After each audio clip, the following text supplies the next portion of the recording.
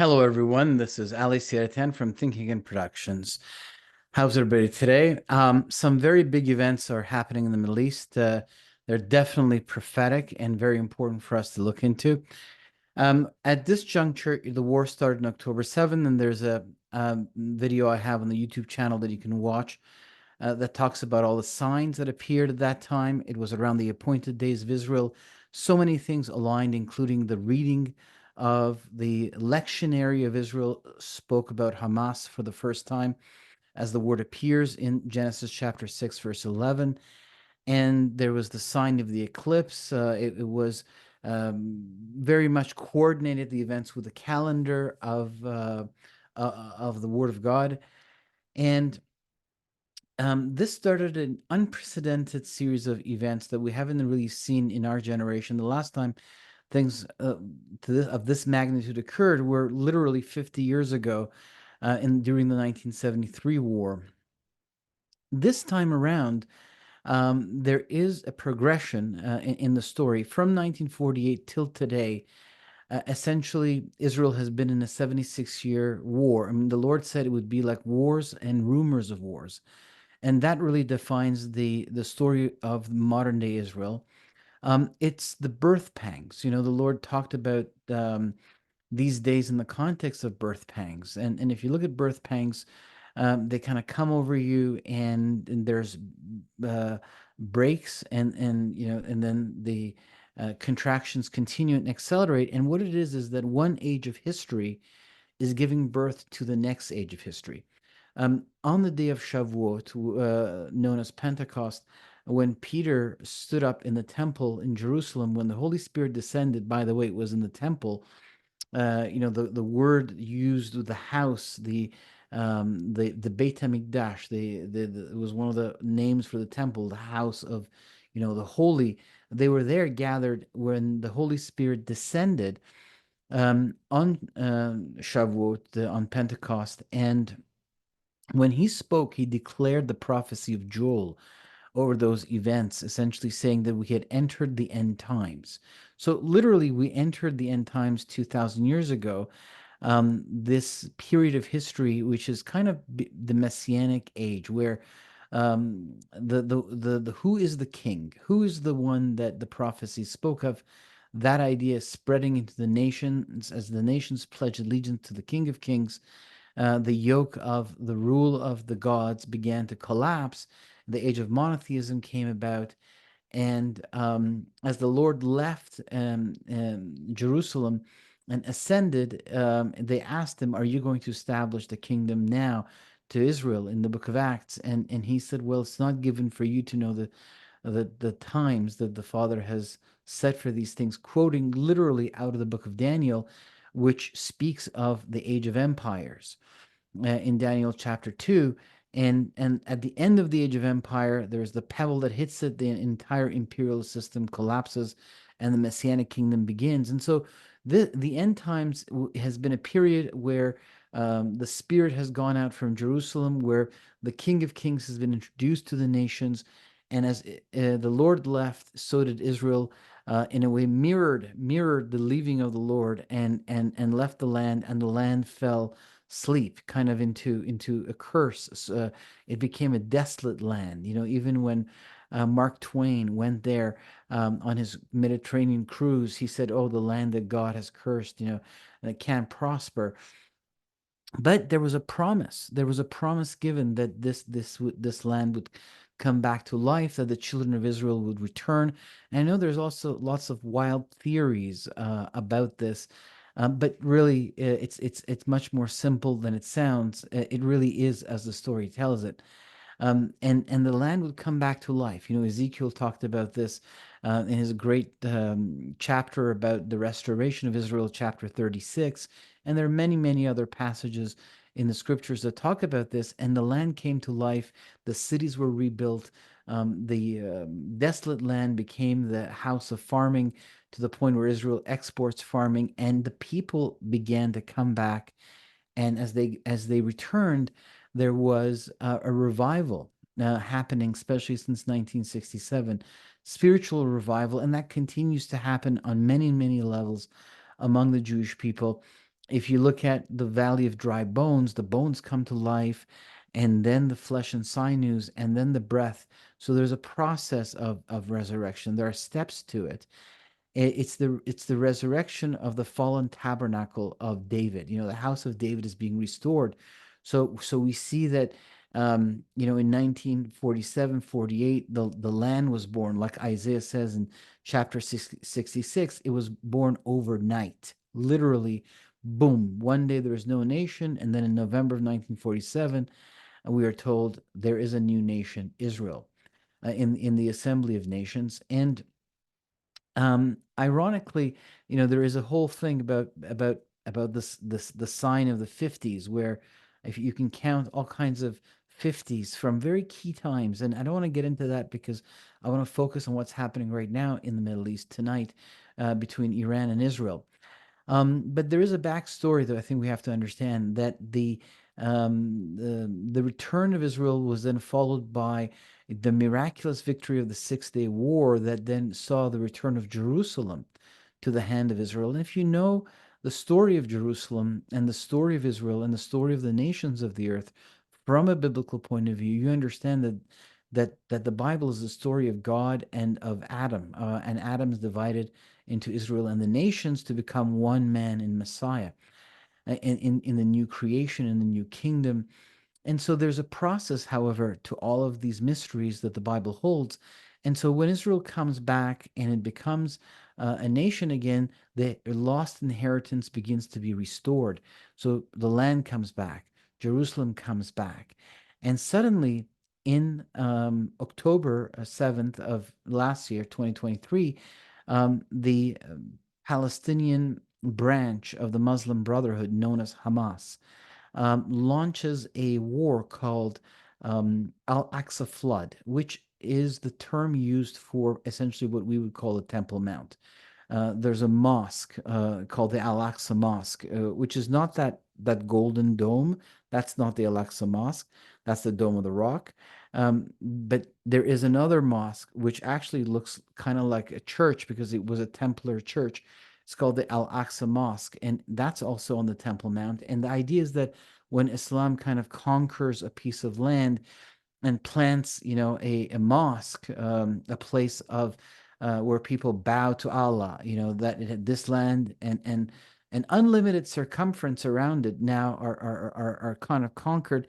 And so when they kind of name the operation Al-Aqsa Mosque, 100 days into the war, suddenly the leader of the Al-Qassam Brigade, puts out a video. That's the military branch of Hamas.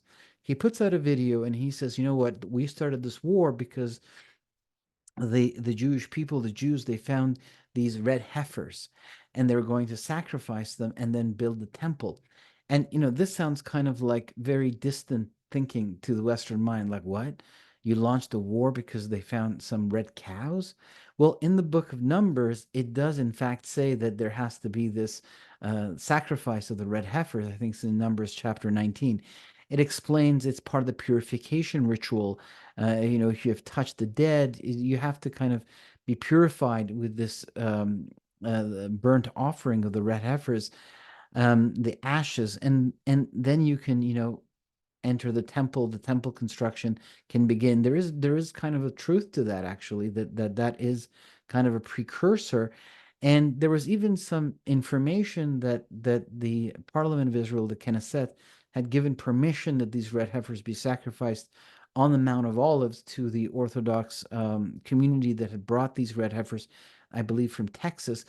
But this is important in the mindset of the Middle East, especially in the mindset of the Islamic armies that see the world through their religion and see others through their religion. They consider the West to be the Christian world, and they consider Christianity to be a form of idol worship, and they consider Judaism to be a canceled religion, and Islam has replaced everything. And so they feel that they're kind of in this battle, and that's because this man, his name was Hajj al-Husseini, and he kind of went and saw Hitler, and he said to Hitler, look, it looks like the British are about to give a piece of this land back to the Jews. Let me stop them. In fact, the British were going to give back the whole of the land of biblical Israel back to the Jewish people. And what is today Jordan was going to be the land of the Palestinians. That's how originally it was conceived. But then Hajj al-Husseini began this series of rebellions and revolts against the Jewish people that made the British reconsider. But very early on, he put his finger on this idea that they were coming back to rebuild the temple and to declare a Messiah, and that this had to be stopped. This is a theological threat, to Islam. If the idea of the Messiah is true, then of course Muhammad was a false prophet. It's a controversial thing for them. And so on the 9th of the month of Av, which was the day that the temple was destroyed by the Romans and the Babylonians, two empires, centuries apart, destroyed the temple on the same day. He organized riots against the Jews who had come to mourn and pray at the foot of the Temple Mount at the Wailing Wall, and he killed many of them. I don't have the numbers in my head, but I think 300 were injured, 130 were killed. And he did that on the 9th day of the month of Av, which is coming up, I think, in a week from now. So he was very much in tune to these ideas already in the late 20s and early 30s. And he was the uncle of Yasser Arafat, who was the creator of the PLO, and he kind of taught these things to his nephew. And later on, this war against the reestablishment, the reemergence of the House of David. These are the events that are leading to the second coming. These are the events that are leading to the Messianic kingdom. There is a force that comes against the will of God to liberate humanity, to complete the redemption of earth, do away with the imperial system that we are told in the Bible has the fallen angels and the prince of this world behind it, as Satan declared that to the Lord on his temptations. He said dominion had been given to him over all the kingdoms of the world. So that process of the dominion has been lost because the Lord now sits on the throne. He has received the scepter of rule. He rules from heaven even today. And so there's a process of the Spirit going to the nations and liberating them through the blood of the Passover lamb. The Jewish people, a portion was given sight, a portion was blinded, but even in that blindness, it was serving God because it allowed the portion of the Gentiles to receive sight. But there was a promise of that all Israel would be saved, that the blindness would be removed, and we've seen that since 1967, when the same year that Jerusalem became part of Israel again, the Messianic movement began, and so another prophecy has started to be fulfilled. And there are some misconceptions about the Jewish people. I think one is that they're kind of cast out in the sense that they don't have a relationship with God. They very much do have a relationship with God, or that they don't understand the Bible at all. There may be a spiritual blindness concerning the Lord, like Joseph. His brothers didn't recognize him the first time, but the second time they did. But doesn't mean that they don't have an insight or understanding in the Bible as a whole, or that they don't have a relationship with God, or that their prayers are not answered, or that they're not looked after, or that they are cast out from the promises that are irrevocable, according to Paul, that were given to them, including the land, including Jerusalem, their inheritance, and of course, the Messiah, which is the ultimate inheritance of Israel. So there is really some misconceptions around these things that kind of prevent us from understanding these prophecies. Why are they important? As we're moving forward towards this redemption of the earth, the enemy is trying to cast out and break the word of God. If the Jews are destroyed or kicked out of the land, and kind of this battle is continues against them to remove them, what this does is that it breaks scripture, right? Because the Lord said that he does nothing except that which he reveals through his servants, the prophets. And so the kind of vision that we see, for instance, in Zechariah chapter 14, where the nations gather against Jerusalem, the Lord descends on the Mount of Olives, fights the enemies, and establishes his kingdom out of the city of Jerusalem. I mean, it's very clear. And on the Feast of Tabernacles, Sukkot, the nations are to come and worship him.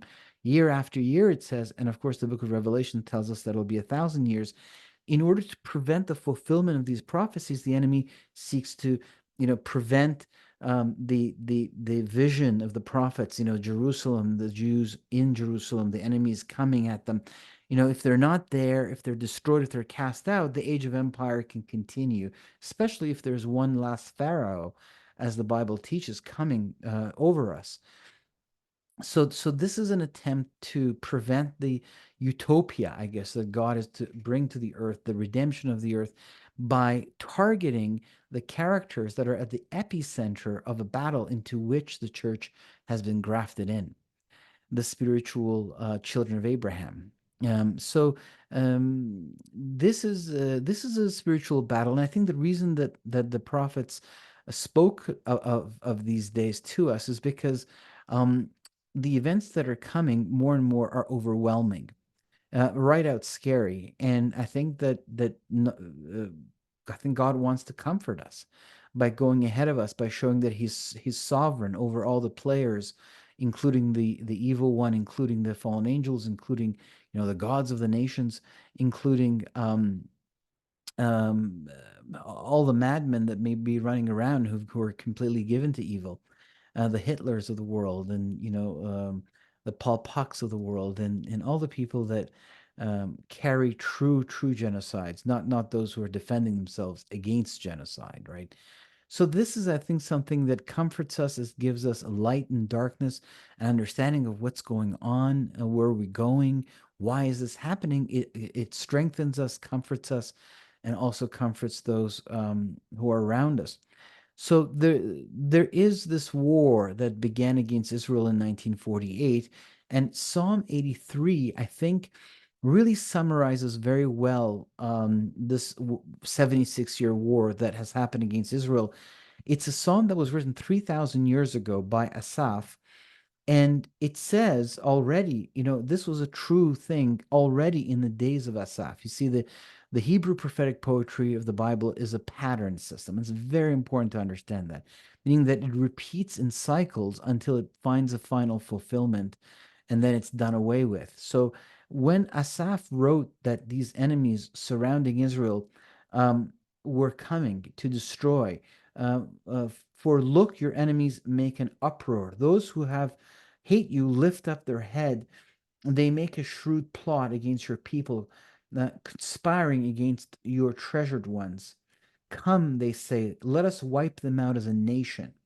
Let Israel's name be remembered no more, for with one mind they plot together.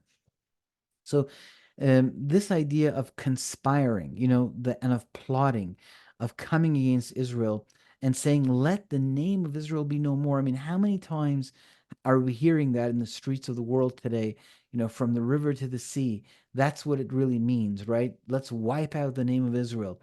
This is an ancient desire of those. I mean, at the time where Asaph wrote this, there was a covenanted people, and the nations were in the hands of the gods or the fallen angels. So this was really something that was true then, but it continues to be true.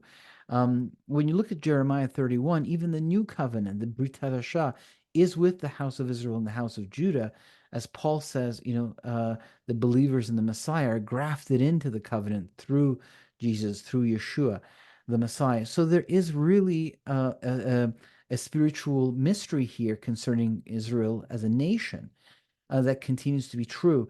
These nations that are mentioned in Psalm 83, there's a list of them, and they are all the surrounding Semitic nations. This is the nations that are in the south. Even the Philistines are mentioned. The nations that are in the north, which is Lebanon. Jordan is mentioned. Edom. The Arabs going as far as Arabia, Midian, or Iraq. All of these countries that fought against Israel. And there was the Six-Day War of 1967, the 1973 war, which was declared on an appointed day, on the Day of Atonement, Yom Kippur. So that's why it's called the Yom Kippur War. These wars really are echoes of this prophecy, but this was true at the time of Asaph. The reason he wrote it was because this was true already at the time when he was living. And when you kind of fast forward to the time of Nehemiah, when he comes back to see if the temple is being rebuilt, and he realizes, oh, the walls of Jerusalem have to be rebuilt, and as he starts to do that, there is a conspiracy literally by these people around that want to stop the reemergence of the work of God. I mean, they may not, the enemies themselves may not understand why they're filled with the spirit of let's kill the Jews, but the one who's putting the spirit in them, he understands the word of God and the master plan and the importance of Jerusalem. And so the pattern repeats itself at the time of the rebuilding of the second temple to prevent the emergence of the very phase of history that will lead to the Messiah. And when you look at the destruction of the second temple, the Roman legions that come around Israel, they were manned mainly by these nations. The Romans would use local people to man their legions in different parts of the empire. And so, even though the legions were Roman administered and armed and trained, but they were actually and carried the sign of the eagle, but they were actually from, which is a sign of Zeus, but they were actually from these local nations. My Roman history professor used to tell us that this was one war they were happy to fight for the Romans because they hated the Jews. And so this pattern that Asaph declares 3,000 years ago repeats itself again at the time of Nehemiah, some 2,400 years ago, and then it repeats itself again at the time of the Romans 2,000 years ago. And it does say that they will be humiliated and perish. You know, God's judgment will fall over them. And so when Israel returns in 1948, the same pattern ignites. The same surrounding nations that for 3,000 years ago already Asaph had pointed out as these enemies that get excited by this spirit of let the name of Israel be no more. It begins, it begins at the climax of 2,000 years of various types of persecutions. The 20th century becomes the climax of it in Europe under Hitler and in the Middle East under Hajj al-Husseini, kind of the Islamic Nazi in a way. And I'll have to tell you his story on another video because it's very interesting and it ties into a book that I'm working on about the principalities that are behind this war. So basically, what we're seeing here is that since 1948, we see the same enemies, the same nations rise, and they try to destroy Israel. There's the 1967 war and the 1973 war. They fail. And so for about 50 years, we don't see any nations gather against Israel. There's only um, these intifadas, they're called, which is basically uprising in English. And suddenly, on the 50th anniversary of the war of the Day of Atonement, on another appointed day of God's calendar, on the day of the feast of Sukkot, which is the Feast of Tabernacle, which is an 8-day feast. And on the 8th day is supposed to be a solemn day of rest and of joy. And so on that day, boom, the October 7th war begins. And I covered this in another video. The patterns are incredible. You should watch that video. It's the signs. The patterns were incredible. So many things aligned. And so what we see is that one more time, this happened. And also what was happening around that period a year ago, a lot of things happened geopolitically with Saudi Arabia was going to normalize. Biden declared a new Middle East. So did Netanyahu. So did the Prince of Saudi Arabia, Mohammed bin Salman. And so what we see is that suddenly, something came in, and I believe that God wants to declare a new Middle East, and suddenly the events of October 7th occurred. And then we hear the leader of the military branch of Hamas say, oh, this is about the Temple Mount. So I wonder, since there's always the story of the reversal, the very thing that they seek to do to the Jews occur to them, according to the Abraham covenant, that those who bless you, I'll bless, and those who curse you, I'll curse. And so it's like those who want to kill Israel end up dying themselves. And so they want the Temple Mount. Well, perhaps that somewhere the spiritual enemy figured that now is the time where the Temple Mount is going to be returned. The same way that with hindsight, the war of 1947-48 was about preventing the birth of this prophetic moment in history, the birth of the nation of Israel. With hindsight, 1967 was about the city of Jerusalem, and that was freed and liberated from the Jordanians and came into the hands of the ones whom God had given it to. And from there, King David, made Jerusalem the capital of Israel, and purchased. It's a good thing he bought it. He purchased the Temple Mount. It was the field of a Jebusite, and he had a vision there. It's a story you can read in the Bible. And he decided that he was going to do a sacrifice where he had that vision, and he went to buy the field, and the guy said, "Oh, you're the king. Please take it. It's yours." And he said, no, no, no, no, I'm going to pay you for it. So there's actually in the Bible is the deed that the King David purchases the Temple Mount.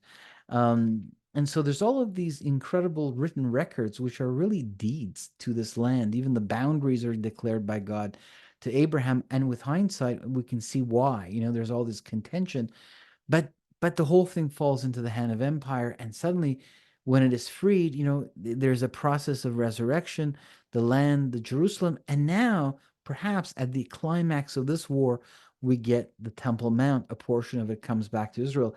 And what's interesting about this war is that it has triggered a new circumference.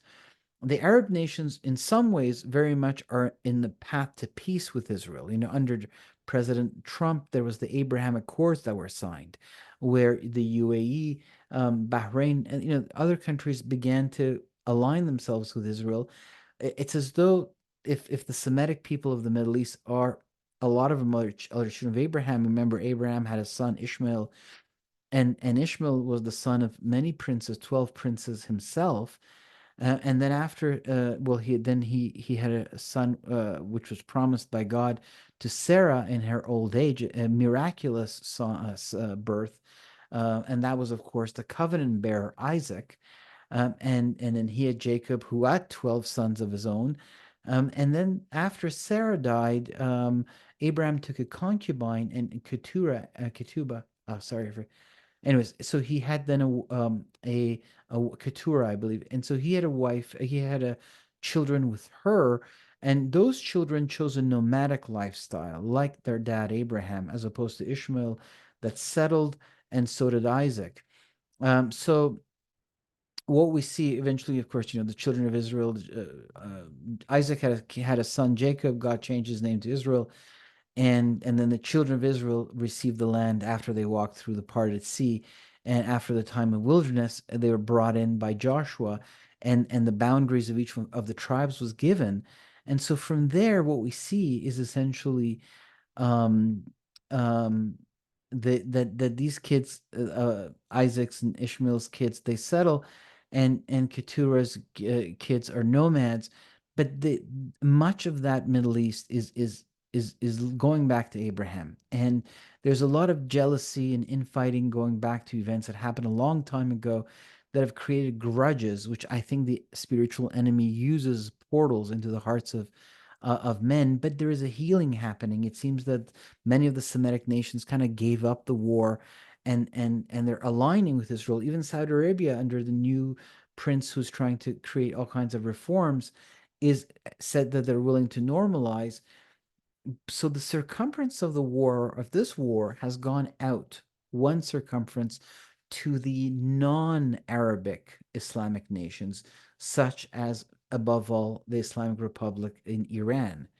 And I think that the Erdogan, the leader of Turkey, has been making some continuous declarations of jihad and warfare since October 7th. Some of the most harsh statements that he's going to take Jerusalem, that it belongs to the Ottomans, that he's ready to go to war with Israel, and there's all of this. He gathered all these protesters around him, and they said, we're well, let's go, let's do it. And Turkey has a secular part, but also it has a religious part.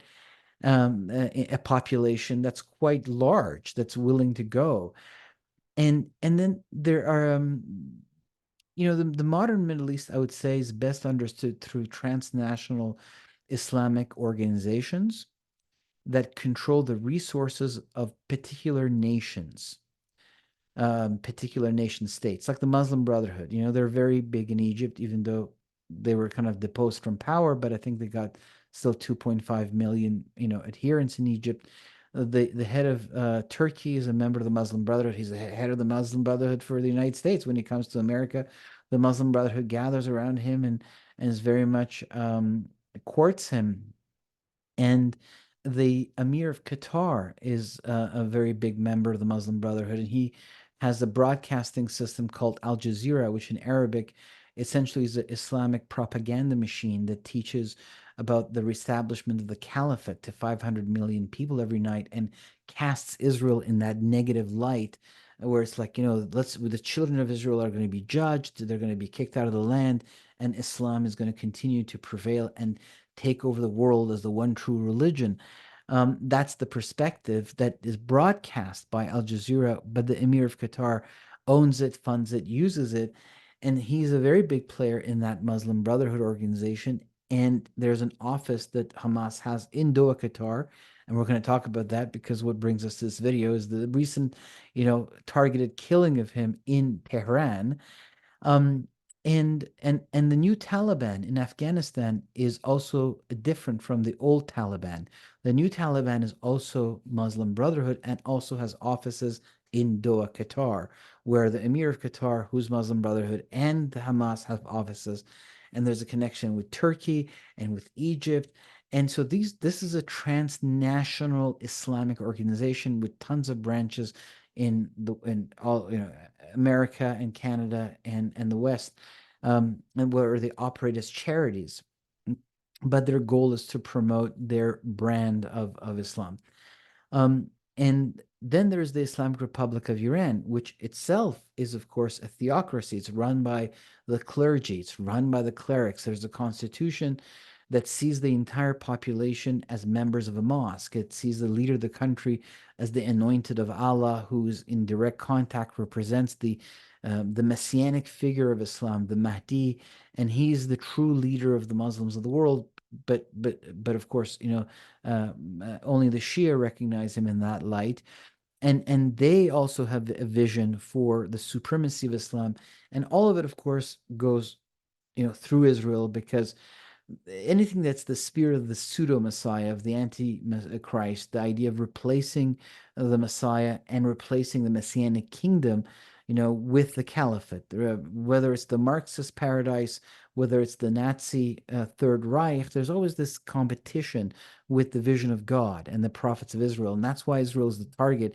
You got to get rid of the people who carry the covenant, the people who are going to, be instrumental, the Jerusalem, the city, the people that are going to kind of are the tip of the spear of history moving forward to the Messianic kingdom. You got to kind of take them down, break scripture in order to make this their alternative vision for humanity come true, right? So it's profoundly a spiritual war. And so these religious organizations take over these nations at a time where Israel becomes a nation. They can't stop the birth of Israel. They can't stop the return of Jerusalem to the hand of Israel. But they're constantly trying, and as Psalm 83 says, conspiring. And Psalm 2 also uses that kind of language of conspiracy. Like they get together and they think, how are we going to take Israel down? Let the name of Israel be no more, right? That's the cry. We're going to destroy the Zionist entity. They keep talking about that. So we think of these things as, oh, this was 1,000 years ago. Oh, this prophecy was fulfilled. That I'm telling you, in the cosmic clock of God, 1,000 years is but a day.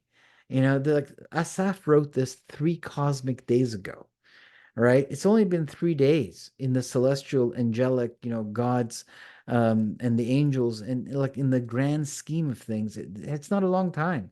It's the same story. It's the same people. It's the same war that we've been in since, Adam and Eve decided to partake of the fruit of the tree of good and evil. And so, the tree of knowledge of good and evil, which changed us, changed our DNA. I think that's was the beginning of a process that led to the needing of a new body.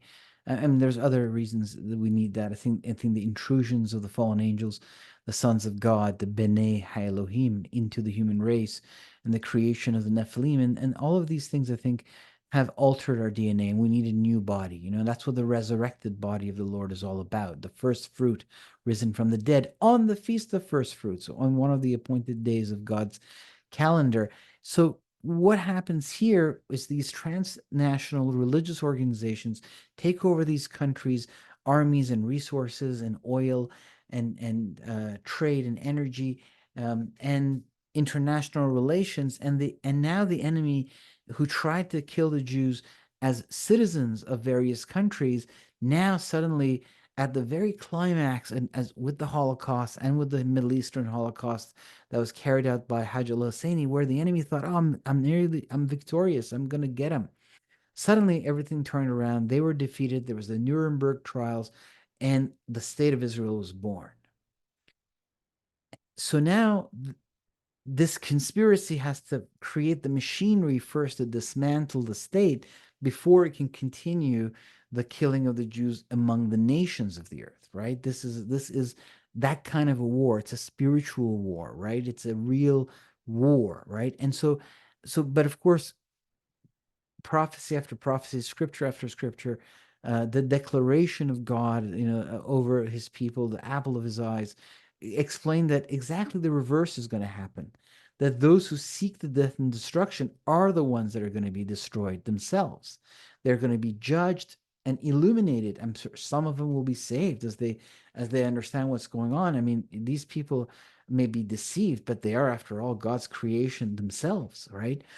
So at this point, when this war begins, on October 7th, suddenly it becomes clear early on that the name of Iran comes out, that Iran is really the main power behind this war. And I'm going to be talking about the Prince of Persia from the book of Daniel, because this is a revelation that the Lord gave me in 2018 about the princes that is fascinating. And this is a book that I'm writing. I'm going to be sharing it with you.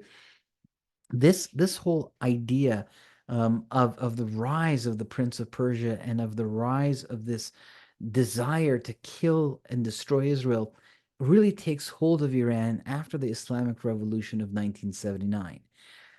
Because until then, Iran was actually an ally of the State of Israel.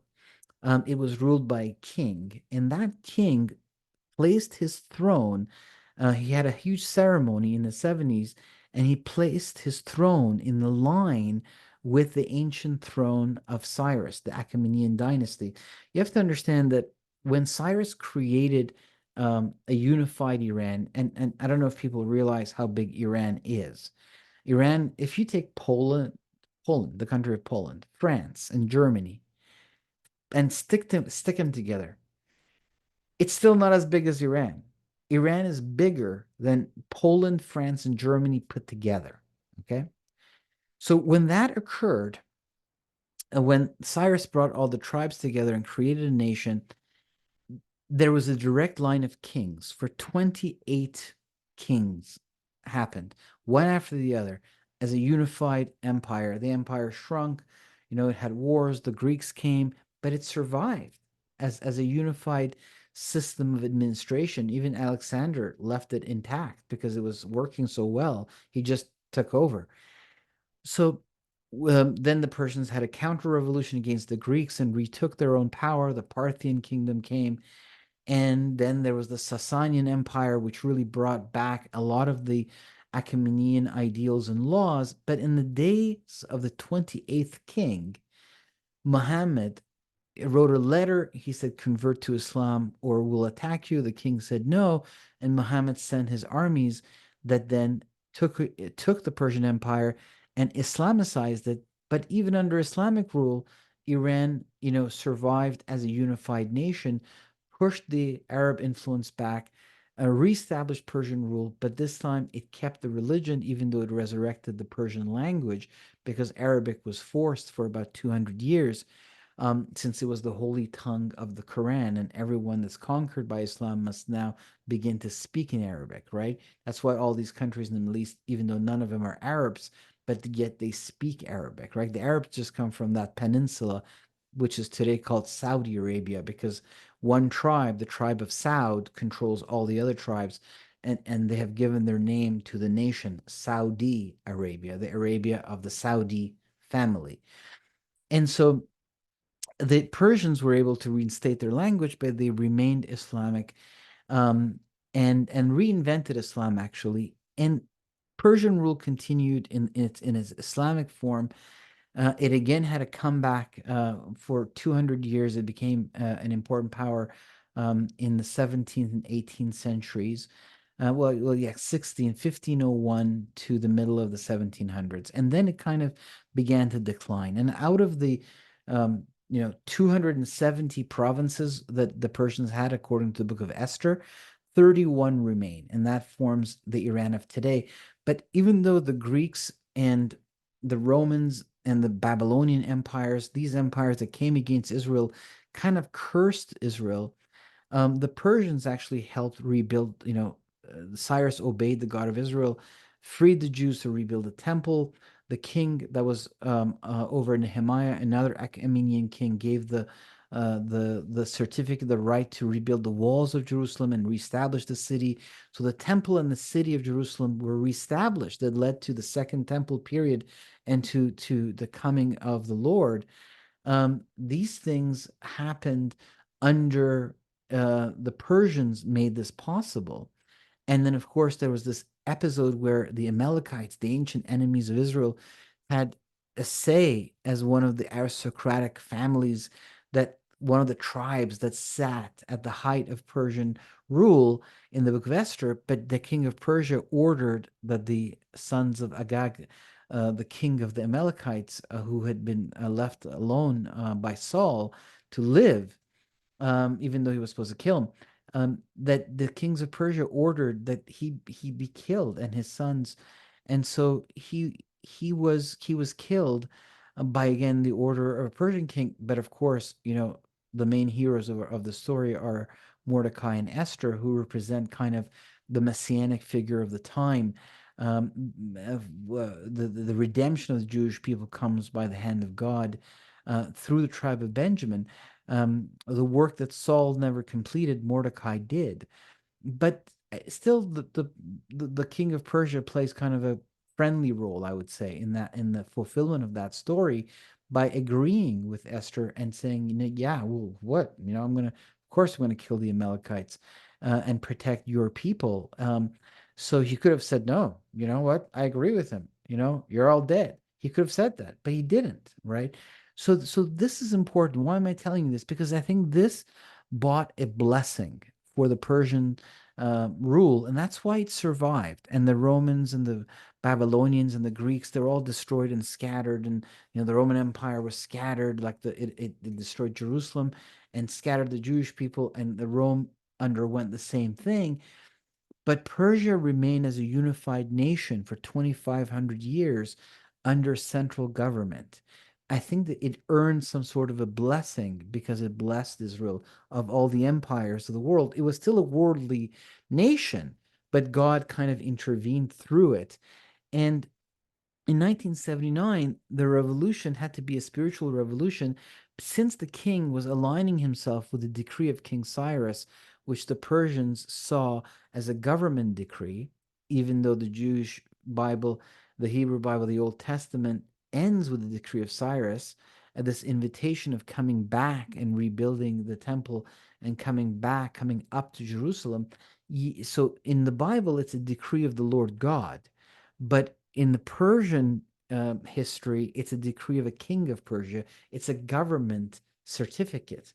It's a government decree.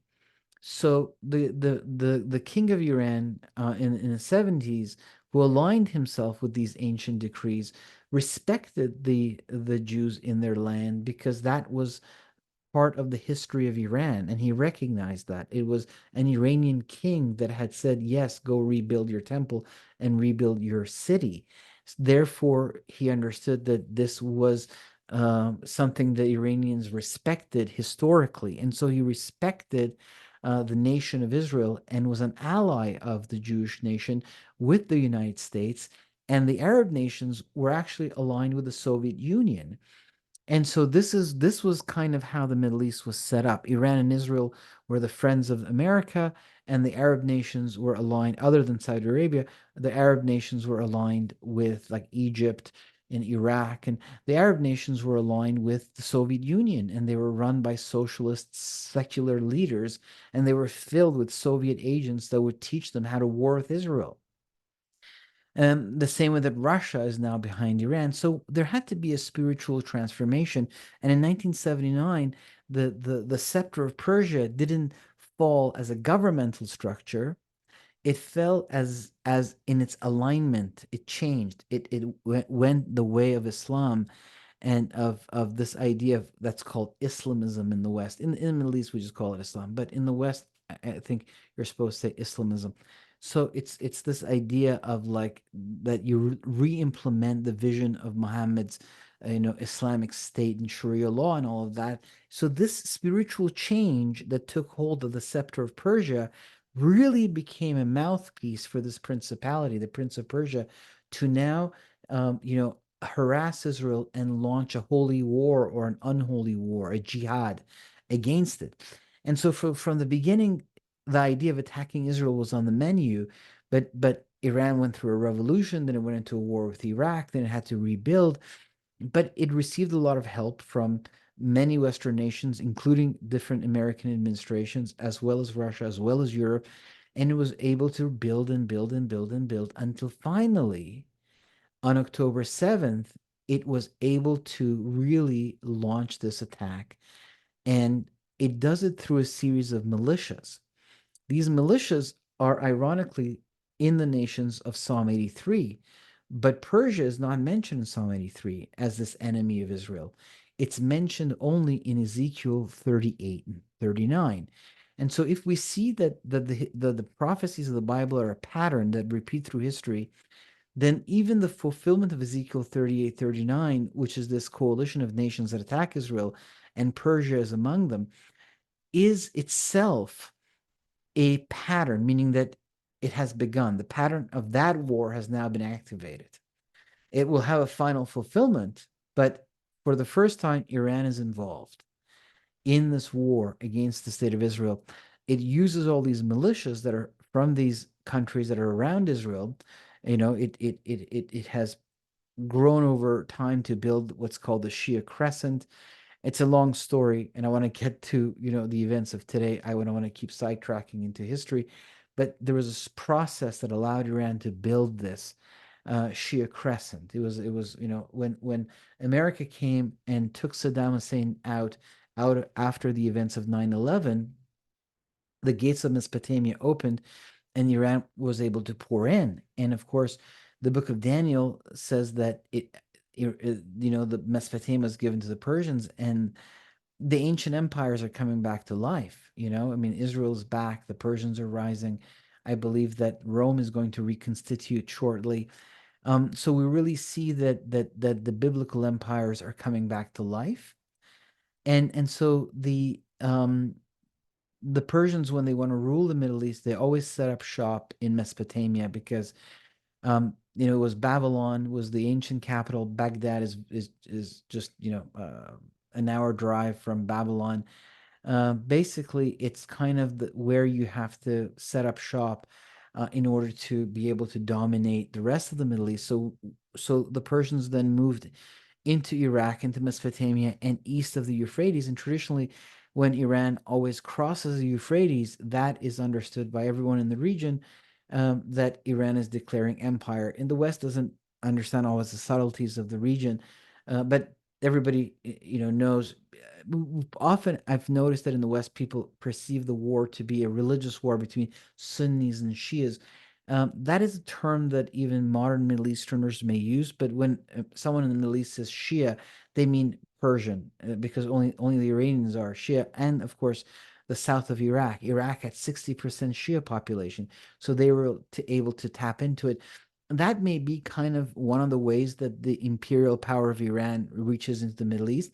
But from the point of view of Middle Easterners, the war is between Arab rule and Persian rule, since the Arabs declared their own Islamic empire starting in the 7th century, and they kind of cut into the Persian world and cut a part of the Persian world off permanently and made it the Arab Islamic world. They literally cut the Persian Empire like a scissor, and the part that remained under Iranian control is what's Iran, and the part that they took became the Islamic Middle East, which is now called the Sunni world. You see, but the basis of the battle is the Arabs invaded Iran. Sure, they did it in the name of Islam, but in the ancient world, there was always some sort of a god that you did things in the name of. So that I know that's it's become really big in the West, but the Shia and the Sunni battling each other.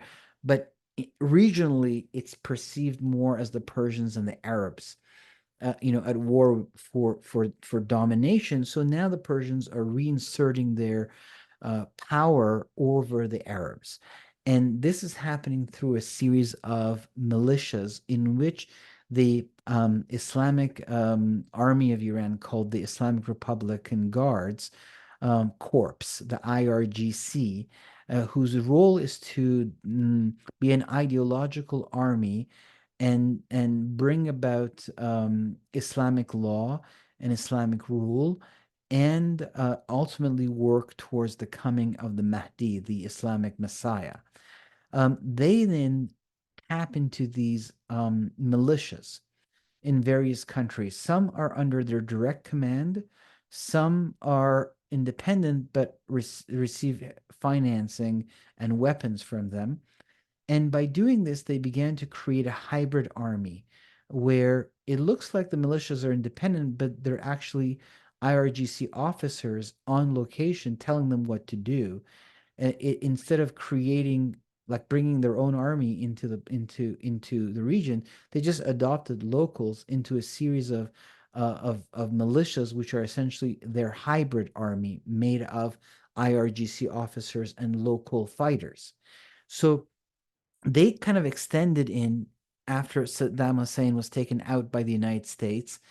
And from there, the Arab Spring happened, where there was these sudden series of revolutions in the Arab world to overthrow these dictators. And there was kind of a battle between those who wanted secular democracies and those who wanted Islamic rule. And often the Islamists won because they were just better funded and organized, ideologically motivated and united and full of zeal. And they would go to Friday prayers in the mosque and then come out and carry out, riots against their enemies in the context of their own little civil war. And this began kind of around 2009, the Arab Spring. And from there, Syria suddenly fell into trouble. The leader of Syria, Bashar al-Assad, uh, now was about to fall and collapse. So the Iranians saw an opportunity. They moved in and they made a deal with him. They said, "Okay, we'll prop you up. You won't fall. We'll send our, crack troops to push down the uprisings. We're kind of specialists of that. Iran has created an entire tr department of troops whose entire job is to push down uprisings, and we'll support you, but you have to understand, from here on, you belong to us. We control the ground of Syria." And so suddenly they're able to now extend their rule out of Iraq into the Levant, into Syria. If you kind of Google the Assyrian Empire, it's like suddenly, boom, they reestablished the Assyrian Empire. They're kind of, going back to the fact that, they swallowed the ancient empires into themselves in the days when the writing appeared on the wall. It's as though that started to reemerge. And then after Syria, you get to this little country called Lebanon, which has a border with the Mediterranean Sea. And Syria already controlled Lebanon because there was a civil war in the 1970s in Lebanon, and Syria had moved in as a peacekeeper and never left. And in 1982, the Yasser Arafat, the leader of the Palestinian Liberation, um, organization that essentially, he was the nephew of the cleric Hajj al-Husseini, who had gone and met Hitler and said, "I'll kill the Jews in the Middle East so they can't have a state." His nephew took over the Palestinian Liberation Organization, and he was exiled, and he was living in Lebanon at that time. And he, with the help of Russian training, they decided that the Iranians decided that they wanted to have their own militia in Lebanon. They didn't want to work anymore with the Palestinian militias. They wanted to have their own.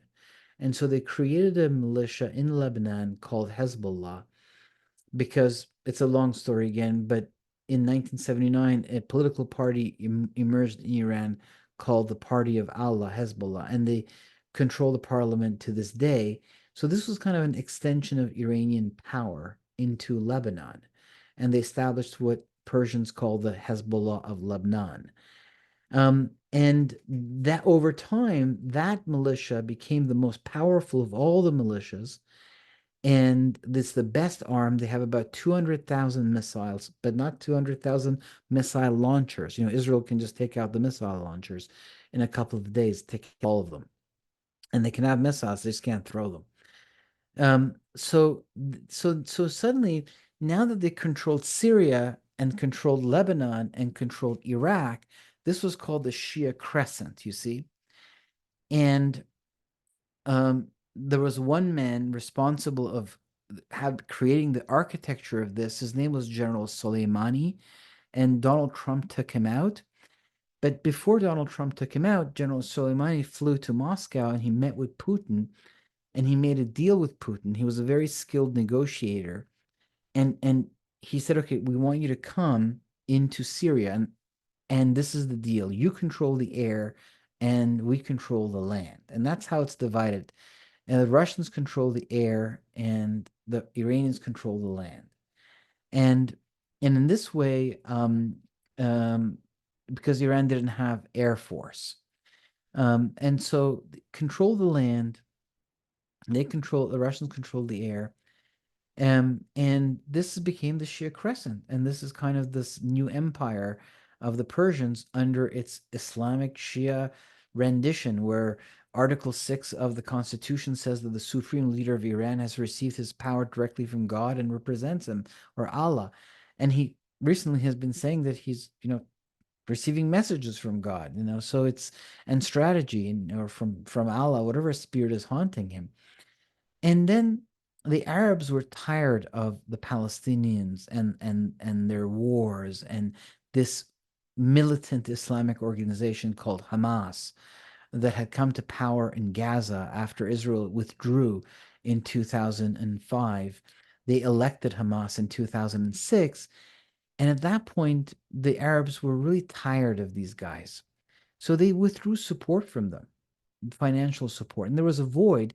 And so the Iranians moved in to fill that void. They called it the Ring of Fire, to create a ring of fire around Israel, Hezbollah in the north and Hamas in the south. And this matches the blueprint of Psalm 83. So now a country that's mentioned in the prophecy of Ezekiel 38 and 39 is tapping into the older enemies of Psalm 83, and starting to kind of forge this multi-layered system of domination, which is imperial and Islamic. It's the Shia and Sunni, it's Arab and Persian, it's hybrid, local militias and IRGC commanders. And they started to kind of continue the chant that one day we'll be strong enough to go to war with Israel. And on October 7th, it started. And Israel quickly identified Iran as the hand that's behind all of this and said, you know what? Our war is with these militias, but our war is clearly with the puppet master, which is Iran. And of course, the Iranians began to ramp up, we're going to kill the Jews, we're going to destroy Israel, the Zionist entity, they call it. And the war was on. And so suddenly, for the first time in all of Israel's history, since Iran has been always supportive of Israel, for the first time, the pattern of Ezekiel 38, 39 is emerging, you see. It's a process. The pattern is emerging. This is the beginnings of a story which will culminate in Ezekiel 38, 39, and maybe Ezekiel 38, 39 will have a second culmination in the final battle with the Messiah. You see, it's a system of patterns, right? Where the prophecy activates, even these nations may partake in that final war.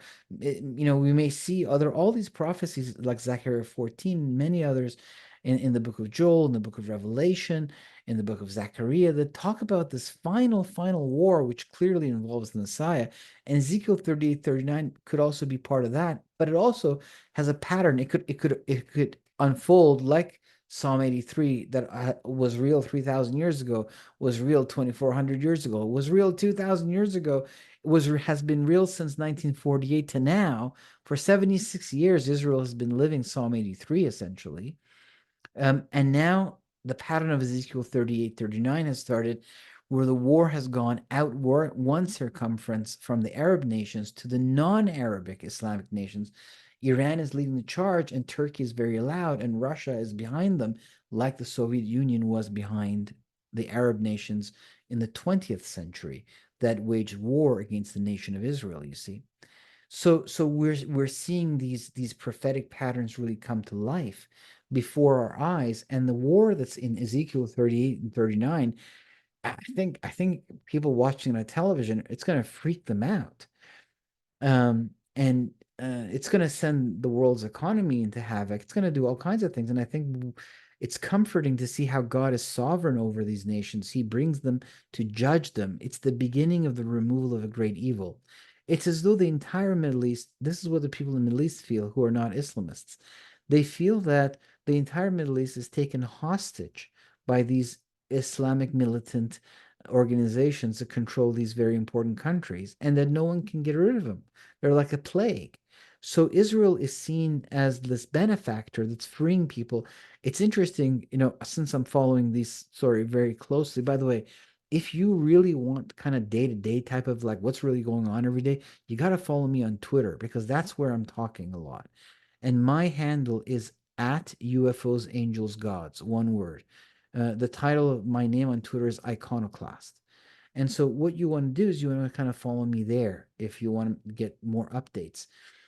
And so what we're seeing is that the pattern of Ezekiel 38, 39 has been activated, and that nations such as Turkey, Iran, and Russia, which are mentioned in that prophecy, are really coming online for different reasons, each aligned for their own purposes. And that Iran is right now leading the charge because perhaps the Prince of Persia is behind it, and the Persian Empire is, stretching its hands and activating these militias with the spirit of the anti-Messiah, with the help even of the West. I mean, it's crazy. I'll have to make you another video about how the different Western nations have supported the creation of this machinery that's against Israel. It's as though the Nazis, I mean, there's the in when the gas chambers happened, the Carl Busch created the chemicals for the gas chambers, and many of you may have Busch appliances in your homes. And then in the 1920s, the Bush company moved into Iran to do business because the king of Iran aligned with Germany.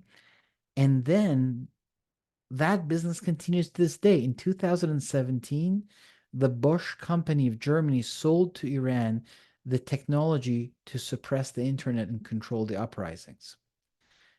Right. So there's so many connections that have since World War II have continued into the Middle East, both from the Nazis and then from the Marxists and the communists that created with the Islamists these militias that eventually are controlling. All of these militias were created thanks to a relationship between the Soviet Union and the Muslim fundamentalists. And of course, even the United States had a hand. Carter helped bring about the Islamic Republic of Iran, and the Taliban in Afghanistan were supported by America to create this Islamic belt against the Soviet Union, the people of faith, holding back the atheists. It was a whole thing. So all of these, nations, have supported the rise of what is today these Islamic, warriors. The Bush family was very much friendly with the Muslim Brotherhood. When the Muslim Brotherhood was deposed in Egypt by a mini revolution because they took power through democracy, which is how they do it, but the people of Egypt didn't want it. So the secular Egyptians, the Christian Egyptians, there's about 8 million Christian Copts in Egypt, and the more kind of mild Muslims, they united with the army and took down the democratically elected Muslim Brotherhood president of Egypt, Morsi. And President Obama really spoke against it and said, "What are you doing? He's elected democratically. You can't do this." He actually was supporting the Muslim Brotherhood in Egypt rather than, and President Biden has given $16 billion since he came to office to the Islamic Republic of Iran and has allowed oil sales to go through the roof, which technically they're not allowed to under the JCPOA, but there's oil sanctions in Iran. But he's kind of closed his eyes on it, and Senator Cruz challenged the Secretary of State in a very tense Blinken, a very very tense conversation about this, saying, why is it that they're selling now millions of barrels a day? Can you imagine how much money is pouring into the coffers of the Islamic Republic? And that is money is used to fund the militias into war with Israel. So really the whole world is kind of involved in one way or another. There is this spirit, there is this hand, that is like conspiring against the work of God, and coming out through the region, but it has this global kind of dimension to it. And really to open up the global thing. Once I write the book, then I'll kind of open it up for you in detail because I'm going to cover these things. So basically, we get to this October 7th. Iran is behind it, and Israel is not shy. The Iranian supreme leaders and everybody are yelling against Israel and supporting Hamas and very publicly warring with Israel. And Israel says, "Okay, well then you guys are at war with us." Then, and Israel acknowledges that Iran is behind it and takes out these Iranian generals in Damascus in, I think it was in the month of May, April, and these are it was a very important strike. It was a building that was attached to the Iranian consulate in Damascus, and these generals and several other unit heads that were there that manned logistics and spying on Israel. But the generals that were there, they were in charge of a militia that exists in the Gaza Strip with Hamas, which is called the Palestinian Islamic Jihad. That is not a Palestinian militia. It's made of Palestinian people, but it is a 100% an Iranian militia. It's not under the command of Hamas. It's under the direct command of Iran. And the general that was manning that was in that building.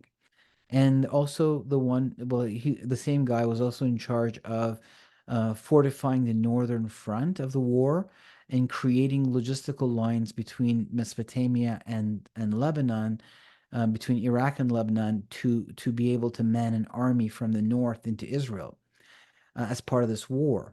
There was a lot, the supreme leader of Iran was very insistent on opening a second front from the north, but the leader of Hezbollah was a little bit reluctant. And as they were debating this, Israel took out the command center in Damascus. And that led to a reaction from Iran where all of these hardliners, very zealot and religious, into the end times prophecies, the eschatology of Islam, that the destruction of Israel will bring about, the coming of the Mahdi, because Muhammad said, one day you'll have this war with the Jews, and he himself massacred the Jewish tribes of Arabia and of Khaybar, and the modern Islamists see that as like some sort of a sign of one day, and now they understand why he did that, because now they know this was a teaching, was an allegory for the modern state of Israel.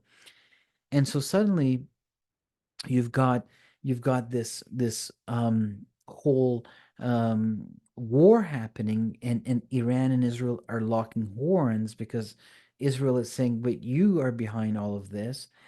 And it takes out these guys in Damascus, and the zealots in Iran who now control the government and have been kind of cultivated by the supreme leader himself as bulldogs to ward off his kind of enemies internally, they suddenly turn around against him. He actually doesn't want to respond in a meaningful way to Israel. He's an older man. He's wiser. He says Netanyahu is trying to draw me into a war, but I'm not going to take the bait. And the leader of the Revolutionary Guard, his Islamic army in Iran, comes on television and he says, we will respond on a time that works for us. And but his hardliners, they are angry. They're like, what are you talking about? We are going to win. We have the moral high ground, allies with us. This is why we're here. This is what this whole thing is about. They've been taking out a lot of our guys. This was a very important hit. We've got to respond. And so he then becomes very public about his battle with them because he's trying to get the attention of America. And Biden responds, and a deal is made through Oman where the strike will be limited. And Biden, says that it'll be limited. And the Financial Times runs the article that originally came out in a local uh, Middle Eastern newspaper that revealed that there was a deal through the King of Oman, um, with between Iran and America, and the same deal was made with Israel, that Israel's response would be limited as well. And on April 13th and 14th, that's when the war occurred, and Iran, fired um, a series of militias. I mean, sorry, no, so not militias. I just have the list here. I got distracted. So let me just read you what is it that Iran, on April 14th, 2024, Iran launched a missile and drone attack against Israel, which, according to official U.S. defense and Israeli sources, involved around 120 surface-to-surface ballistic missiles, 30 land attack cruise missiles, and 170 drones. And the drone. I'm laughing because I was on Twitter. There are all these spaces where you go and talk, and I was often invited as a speaker to talk about Iran issues. And the drones were sent, and they took 8 hours to make it all the way to Israel. And it was like we're all waiting in Israel as everyone's waiting. We're like, okay, have the drones arrived? But miraculously, the that like 1% hit. Like I think five strikes happened in Iran and in Israel. Miraculously, the American Israeli system of defense called Raphael, which is the name of a company in Israel that makes this stuff, and name of an angel, ironically. Because if the prince of Persia rises against Israel, Daniel chapter 10 says that the prince of Israel, Michael, it's another angel, protects Israel. And so none of the stuff hit. I mean, it really was miraculous. They threw a lot. No one expected them to throw this much. I mean, was this a limited response? And Israel then responded also the way that the so Obama changed the foreign policy of the United States vis-a-vis the Middle East. He created a more balanced relationship between America and the Persians, the Arabs, and the Jews. And this is a way of controlling the region.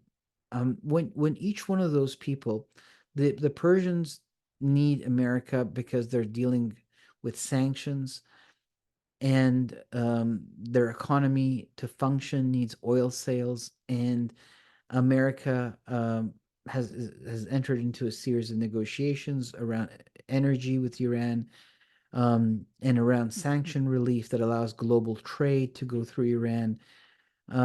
And of course, oil is sold and bought in U.S. currency, and you have to pay in U.S. dollars. And so, if the Federal Reserve can restrict the movement of U.S. dollars by the command of the White House, if sanctions are put against a country, and so Iran needs America for many, many reasons. It needs to listen, and Israel needs weapons from. There's a whole deal that Israel has with America that involves weapons that are made. Sometimes parts of it are made in Israel, parts of it in America, sometimes all of it in America. But Israel works with America on those weapons, and so the United States puts certain amount of money aside for Israel, and then that money, it goes entirely into the U.S. corporations that make the weapons, the industrial complex that makes the weapons. So it's basically goes from America to America, but it's earmarked for Israel, and then Israel has to receive those weapons, and so in this war, one way that Biden was controlling the extent of the war uh, for it not to become regional was through delivery of weapons, holding back on things. And same with Saudi Arabia, they have needs with the United States. And so, with Biden's new way of dealing with the Middle East, America can now play like a musical instrument. It can withhold or put its weight behind something, and by doing that, it can shift what's happening in the Middle East in the direction of its desired foreign policy. Okay, you know what? We don't want you right now to go to war with Hezbollah. You need these bombs, you need these weapons. We're going to hold that back. Oh, Iran, we can let you have a limited war with Israel, but you have to understand that if you don't have a limited war, then, we're going to hold this back from you or strike you. Now, Russia came out and said if America strikes Iran, Russia will strike back. I don't know if Russia has the capability of entering into another war, especially with NATO. But still, that was the deal that Israel and Iran would duke it out, but they would have limited response to each other, and that America negotiated that war through Oman with Iran and directly with Israel. And so they launched all of this stuff. Miraculously, God protected Israel. They weren't able to damage Israel, which I think was shocking to them. And then Israel responded by taking out the air radar of of the whole country. Israel was able to launch something from Iraq that hit the central radar system that controlled all of the ground to air defenses of Iran. It blinded Iran as a country, as a whole. And this was a message Israel sent that said, look, we just blinded you with one strike, and our jets can now come in and start bombarding nuclear facilities and your rocket launchers and even cities. And you can't even see us. We just blinded you. And this was kind of Israel's response. And that was the April 14th, the mid-April war between these two countries. And the war then continued. Iran continued to support. So now it was official. Iran had launched ballistic missiles, which is usually considered a declaration of war globally. There's smaller missiles, there's rocket launchers, but once you throw ballistic missiles, 120 of them, you're at war. And so now the prophecy of Ezekiel 38:39 is becoming activated even more in mid-April. And then the war continued beyond that, right? The pattern of it is appearing from the kind of the schematics of human history, from looking at the interaction between the nations, which are the 70 sons of Noah, the 70 nations, and Israel in the midst of it. This is the prophecies of the Bible concern Israel and the nations as per the Bible. And these nations that are mentioned in Ezekiel 38:39 are coming to life.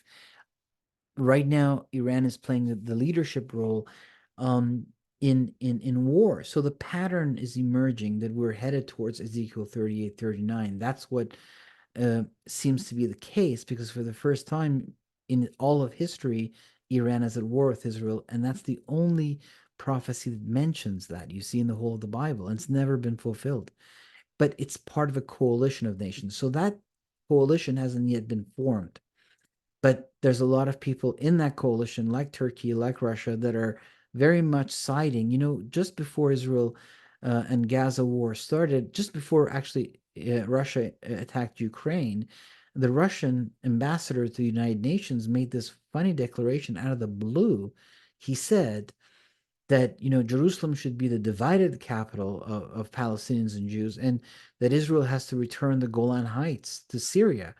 Which, if you don't know the story about these things, I can't get into it right now. But the point is that that was like out of the blue. Why would the Russians suddenly say these things that are essentially echoing the demands of these Islamic militants, And maybe because they knew they were going to invade Ukraine, and they wanted to send a signal to Israel, watch out, we control the air of Syria. You want to target, IRGC positions, they always have to ask Russia. They would tell Russia that they're going to target an IRGC position in Syria. The Russians would then tell the Iranians, who would then evacuate those buildings, and would only be a logistical loss. But after October 7th, Israel took the gloves off and just started to kill the IRGC guys in Syria as part of the Shia Crescent, from Iran into Iraq, into Syria, into Lebanon. Iran has created a military structure, a logistical line with soldiers and militias and weapon depots, and Israel keeps bombarding that in order to make it impossible for Iran to completely cement this and then use it to launch a war against Israel. Like, Israel keeps cutting it into pieces, but would warn Iran through Russia, but now it doesn't warn them. So suddenly the war became more real, as Jews had now been killed, and now the blood of Israel, demand the blood of IRGC officers. And so this escalation started, which led to the events of April 14th, where Iran directly hit Israel from its own territory in response to Israel killing its generals in Damascus, to who were commanding, militias in the Gaza Strip and organizing a front through Lebanon. And Israel pushed that idea back. So so the war continued, and there was other skirmishes. Um, Hezbollah has launched 6,400 rockets towards Israel since October 8th. It began supporting the Palestinians by launching rockets from the north. It has launched 6,400 rockets in 9 months, and Israel had to withdraw its people from the north.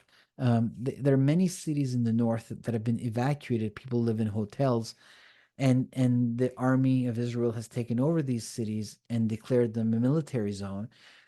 And so it's very uncomfortable. Imagine you wake up and there's always these missiles coming over your head. And yes, you have this incredibly sophisticated defensive system that shoots them all down, and nobody's getting killed. But it's psychological warfare. It's draining your economy. And that's kind of how Iran is fighting the war. It's a multi-staged war. Drain the economy of Israel, and suddenly, like it says in the book of Genesis, the spirit of Hamas filled the whole earth. That's what it says in Genesis 6:11. And suddenly we see all of these uprisings in European capitals, in Paris, in London, in Michigan, in Toronto, all over the world, where suddenly there's these uprisings in universities, Columbia, Harvard, the University of Toronto. Camps are set up, all of it for Hamas, this terrorist organization that wants to take the Temple Mount and destroy the nation of Israel and establish Islamic State in the Holy Land. That's what it says in its website, in its charter. It's right. And so suddenly the supreme leader of Iran, he sees the benefit of casting Israel in this negative light through the world media, and all of these, like there's elections in France and elections in England, and the Islamic and Marxist alliances begin to win those parliaments, those houses of parliament, and they have policies, that are kind of favoring the Islamic side of the fence. And that's why the battle in America is important. If Kamala Harris wins, then America is going away more and more from its Judeo-Christian heritage and favoring Islam, that kind of towards paganism. And so another capital would fall, and Canada's already in that direction. So the supreme leader of Iran, he makes these speeches and he says, look, the whole world is with our cause, and is talking against Israel. And eh, so the idea is to drain Israel, economically damage Israel, psychologically terrorize the people, turn world opinion against them. It's a multi-phased war. so it escalates towards the fulfillment of this final prophecy of Ezekiel 38, 39 through a series of, like, the world starts to, like, when you see, it says in Zechariah chapter 14, all the nations gather against Jerusalem, you think, well, first the people have to have a heart that wants to do that. And we see now the rise of anti-Semitism or Jew hatred in the world is creating this kind of the landscape that you can see leads to the fulfillment of these prophecies where the kings of the earth gather against God and against his anointed, like it says in Psalm 2. Why do the kings of the earth rage and gather against God and against his anointed? So this is kind of, we see how now slowly these processes evolve to get us to these points. We're witnessing it, you see. And so this war continues. The Houthis come online. They are another militia out of Yemen that is supported by Iran, and they launch a attack against the city of Tel Aviv, the capital. Well, not now Jerusalem is the capital of Israel, but the first city, the New York of Israel, and it hits. They instead of coming through the normal path, because Yemen is in the south of Arabia. If you look it up in a map, it should go through Jordan or something, but they actually are smart and they rerouted up through Egypt, and it comes through the sea and it in the Mediterranean. It hits Tel Aviv, and so at that point, Israel immediately launches airstrikes against Yemen, takes out their oil refinery and their port, which is where the Iranians were giving them the weapons supplies. And then suddenly Hezbollah in the north sends these rockets, and one of them hits this village where the Druze live, and 12 kids die. And one of the kids, it took the whole day to identify his remains because he was standing where the rocket hit, and they couldn't find his DNA. It was a whole story. They had to call the forensics. Then they couldn't, so they called eventually the archaeologists to come look for the remains of this kid. They knew it was him because all the kids went home and 12 were missing. So, but they had to confirm it, and he was standing where the rocket hit. And so, in response to that, Israel took out the man in charge of sending precision guided missiles from Hezbollah in the north to Israel. And I don't know why I can never remember this guy's name. It's kind of this, it's pronounced in a way that I guess my mind has difficulty remembering his name. Um, so his name is Fuad Shukr. You might remember that name. But they call him Hajj Mohsen. That I can remember because Mohsen is a name that you sometimes hear in Iran as well. And Hajj means he went to Mecca and did the pilgrimage. Hajj Mohsen. They take him out. And that's a very important strike because he's the second in command of Hezbollah. They've taken out 400 Hezbollah commanders in response to 6,000 missiles that have come out over them, and they take out this guy. He's the leader of Hezbollah. His name is Nasrallah. He's in a bunker. He made a speech today, and they take him out. They take his second in command, but many people say he was really the first in command. That Nasrallah was more like the figurehead politician, clergy leader, the Islamic leader, but this guy was actually the military leader, and he was the guy who did these missile attacks and advised on precision guided missiles. And the missiles that Hezbollah used to kill these 12 kids were Iranian made missiles, and they come with like a little camera, like a GoPro camera, so you can actually see what you're hitting as the missile is going down. So it's not like they didn't know what they were hitting. And so, in response to that, Israel goes to Beirut, the capital of Lebanon, and the Russians, they didn't. They said, no. Why did you hit Beirut? Because it's under our protection, and there was a deal. You can't hit Beirut. You can only hit the south of Lebanon. And by the way, one of the places that is Hezbollah stronghold is Baalbek. And if you know anything about Baalbek, it's an ancient evil place, a very important spiritual center to the adversary. And that's today Hezbollah stronghold. But they go to Beirut and they kill this guy, and um, this was a very important strike against Hezbollah in response to the killing of the 12 kids. Then before that, a little before that, they're able to kill Mohammed Deif, the second in command in the Gaza Strip.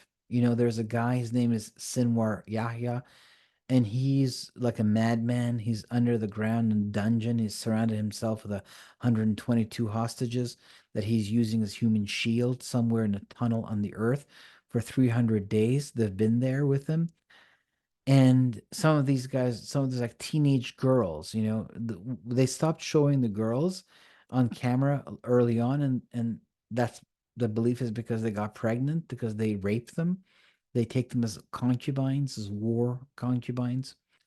And so Sinwar is in the ground and his second in command is Muhammad Deif, and Israel took him out, and then took the second command of Hezbollah out, and then within 24 hours took out the very leader of all of Hamas, Ismail Haniyeh, who was living in Doha, Qatar, but as part of these various attempt at ceasefire negotiations to free the hostages, Qatar asked that Israel not kill this man on their territory, and Israel agreed, even though Israel said from the get-go, he said he's a dead man walking, that we will kill him somewhere someday. And so he went to Iran. Now, this is where the story gets interesting and leads us to the very events of today. Why did he go to Iran? Well, Iran had a president, and remember that in Iran, the president is like the civil manager of the country. He implements certain policies and he has to have administrative skills. He's got the freedom to negotiate different deals and all that, but he's not really the main leader of the country. In Iran, the main leader of the country is called the supreme leader. I know it's funny, the supreme leader. Yeah, but in Persian, it sounds more precise. His name is Valih Faqih. Velayat Faqih is the official name of the government of Iran, which means the rule of the jurisprudence, which is the idea that the leader, the supreme leader of Iran, according to Article 6 of the Constitution, has received his power from God or from Allah, and is here in representing the hidden Imam, the 12th Imam, the Messiah of Shiism. And the anointing that was over Muhammad sits on him, essentially. And he is to be the leader of the Islamic world. He is the leader of Iran.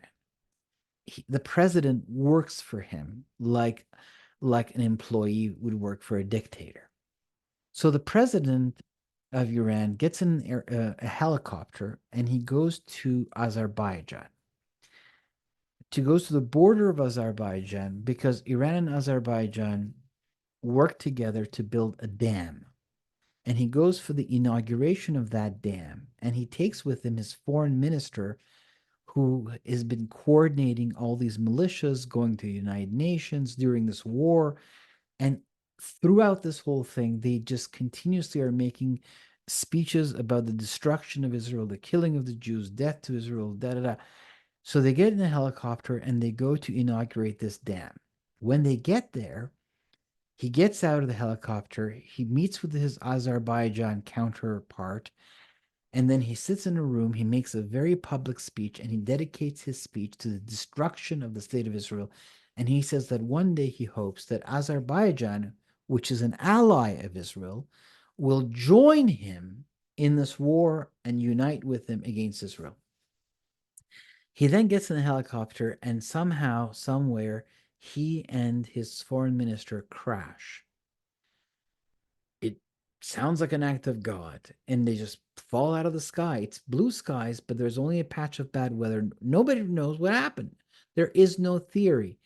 And from what happened inside of Iran, it was clear that it wasn't some enemy political faction that took him out from in the country, even though the supreme leader is dying, and this guy who's president was in line to be supreme leader, and now that he's dead, the supreme leader's own son is the next one in line, not because he's his son, just because he's one of the possible candidates to receive that crown. So that was one thing, it opened the path to this to that high office, for the supreme leader's own son. But other than that, there was no, it was clear that they were shocked at his death, they were surprised.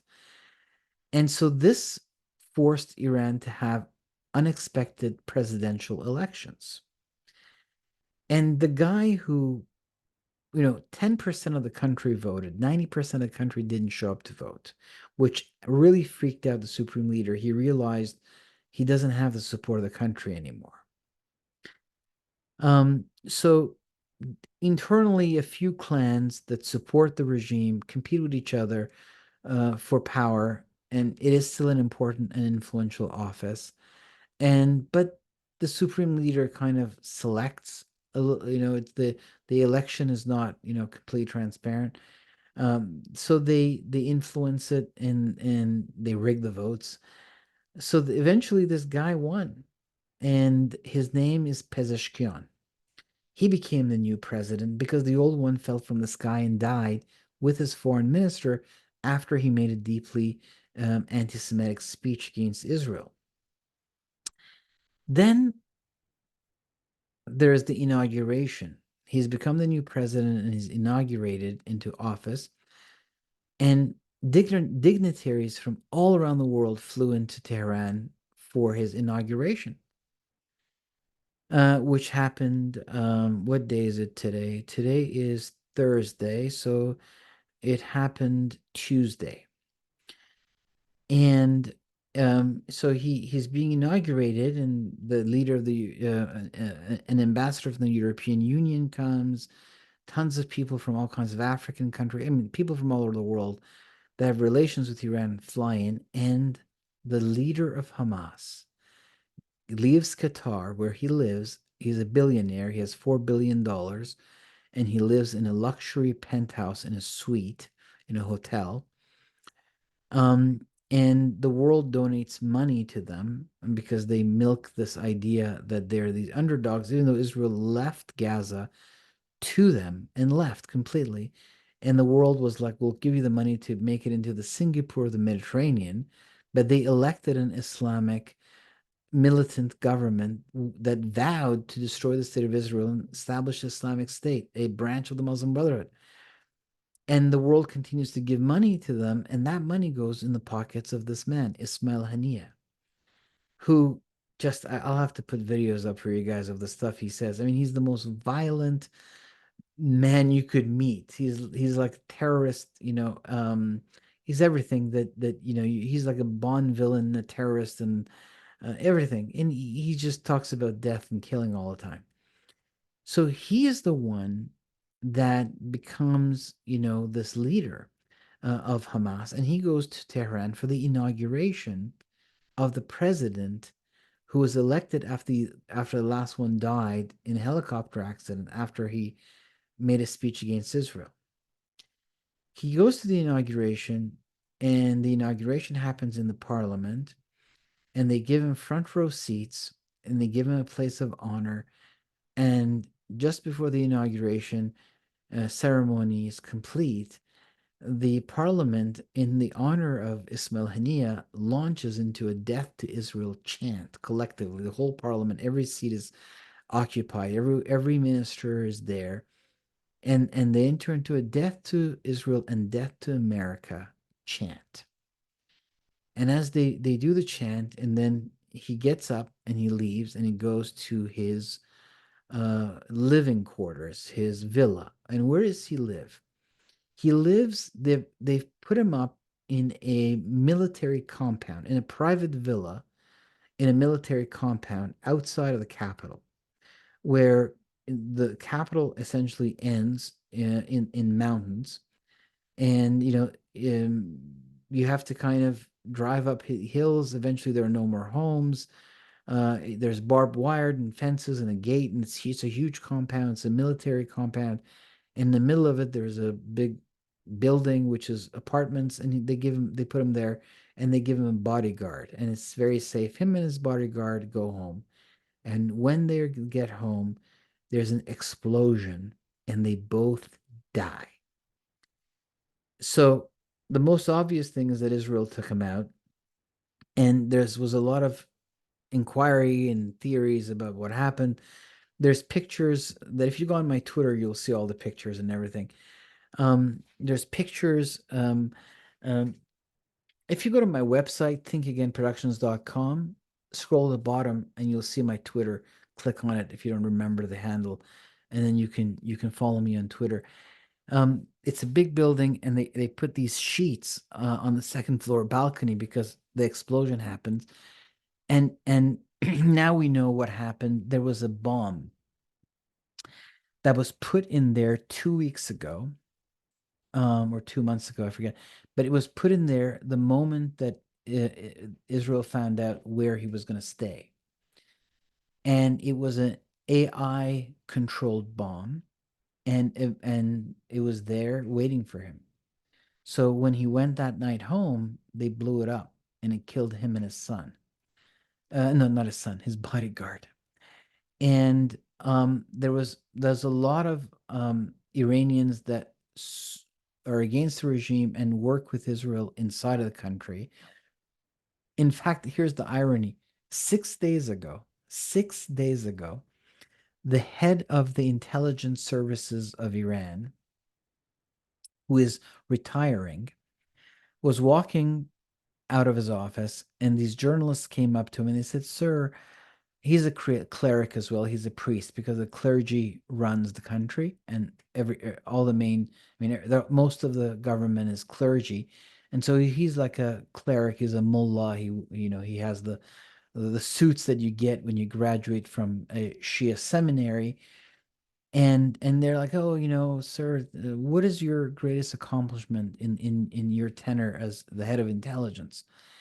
He says 6 days ago, he says, "My greatest accomplishment is through the grace of Allah, I was able to uh, discover the Mossad agents that are in the governments, in the IRGC, and to take them down and break the hold of Mossad into our system. That's my greatest accomplishment." And 6 days later, a bomb blows up in the honored residence of the honored guest that they have, the leader of this most cherished of militias, that is their forefront of their battle against the Zionist entity, and the greatest and best Muslims in the world. The supreme leader declared to him when he met him on that day before the inauguration. He had a meeting with the supreme leader of Iran, and the supreme leader said, "The Palestinians, they're the greatest Muslims in the world. They're fighting the holiest of wars, and you're their leader. You're a great Muslim and everything, and all that."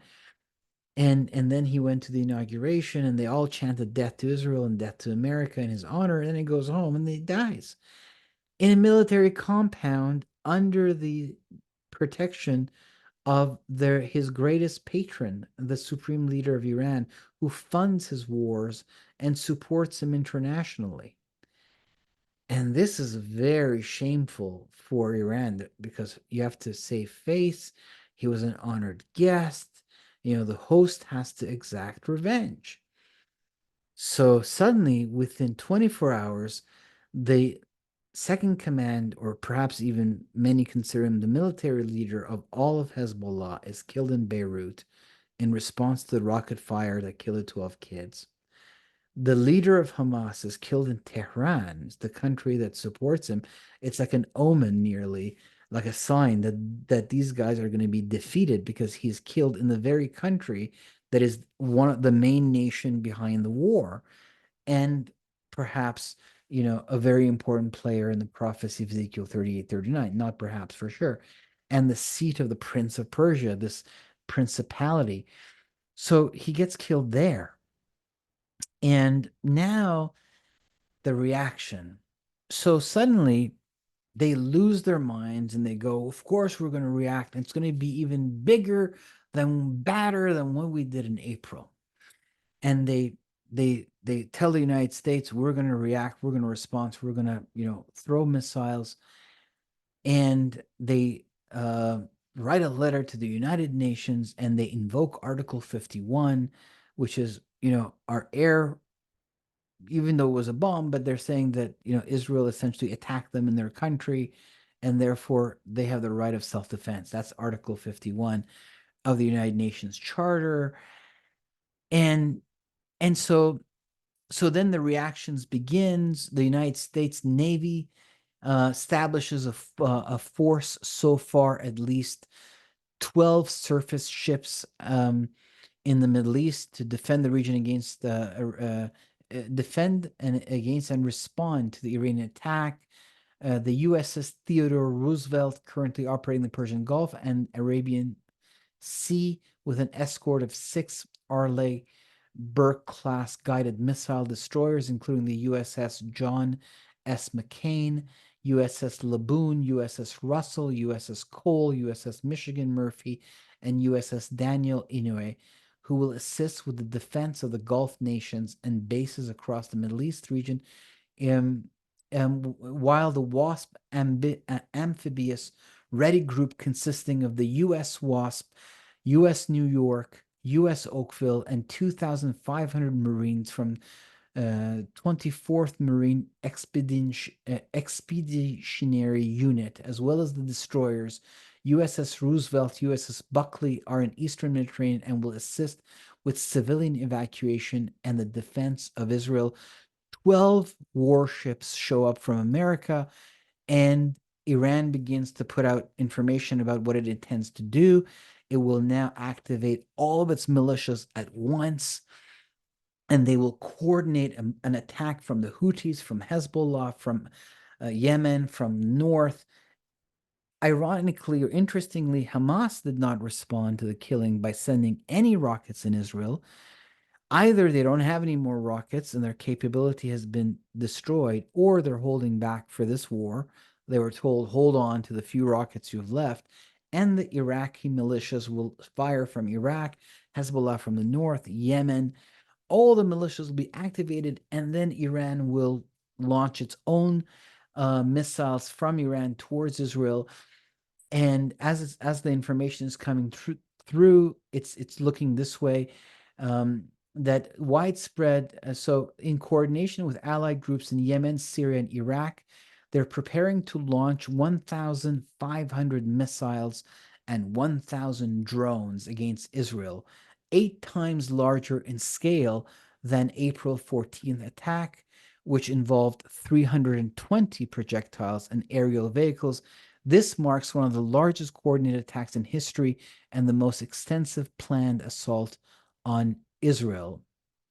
And so the leader of the IRGC says that, we are going to respond, and the Zionists have made a terrible mistake, and they're going to regret it.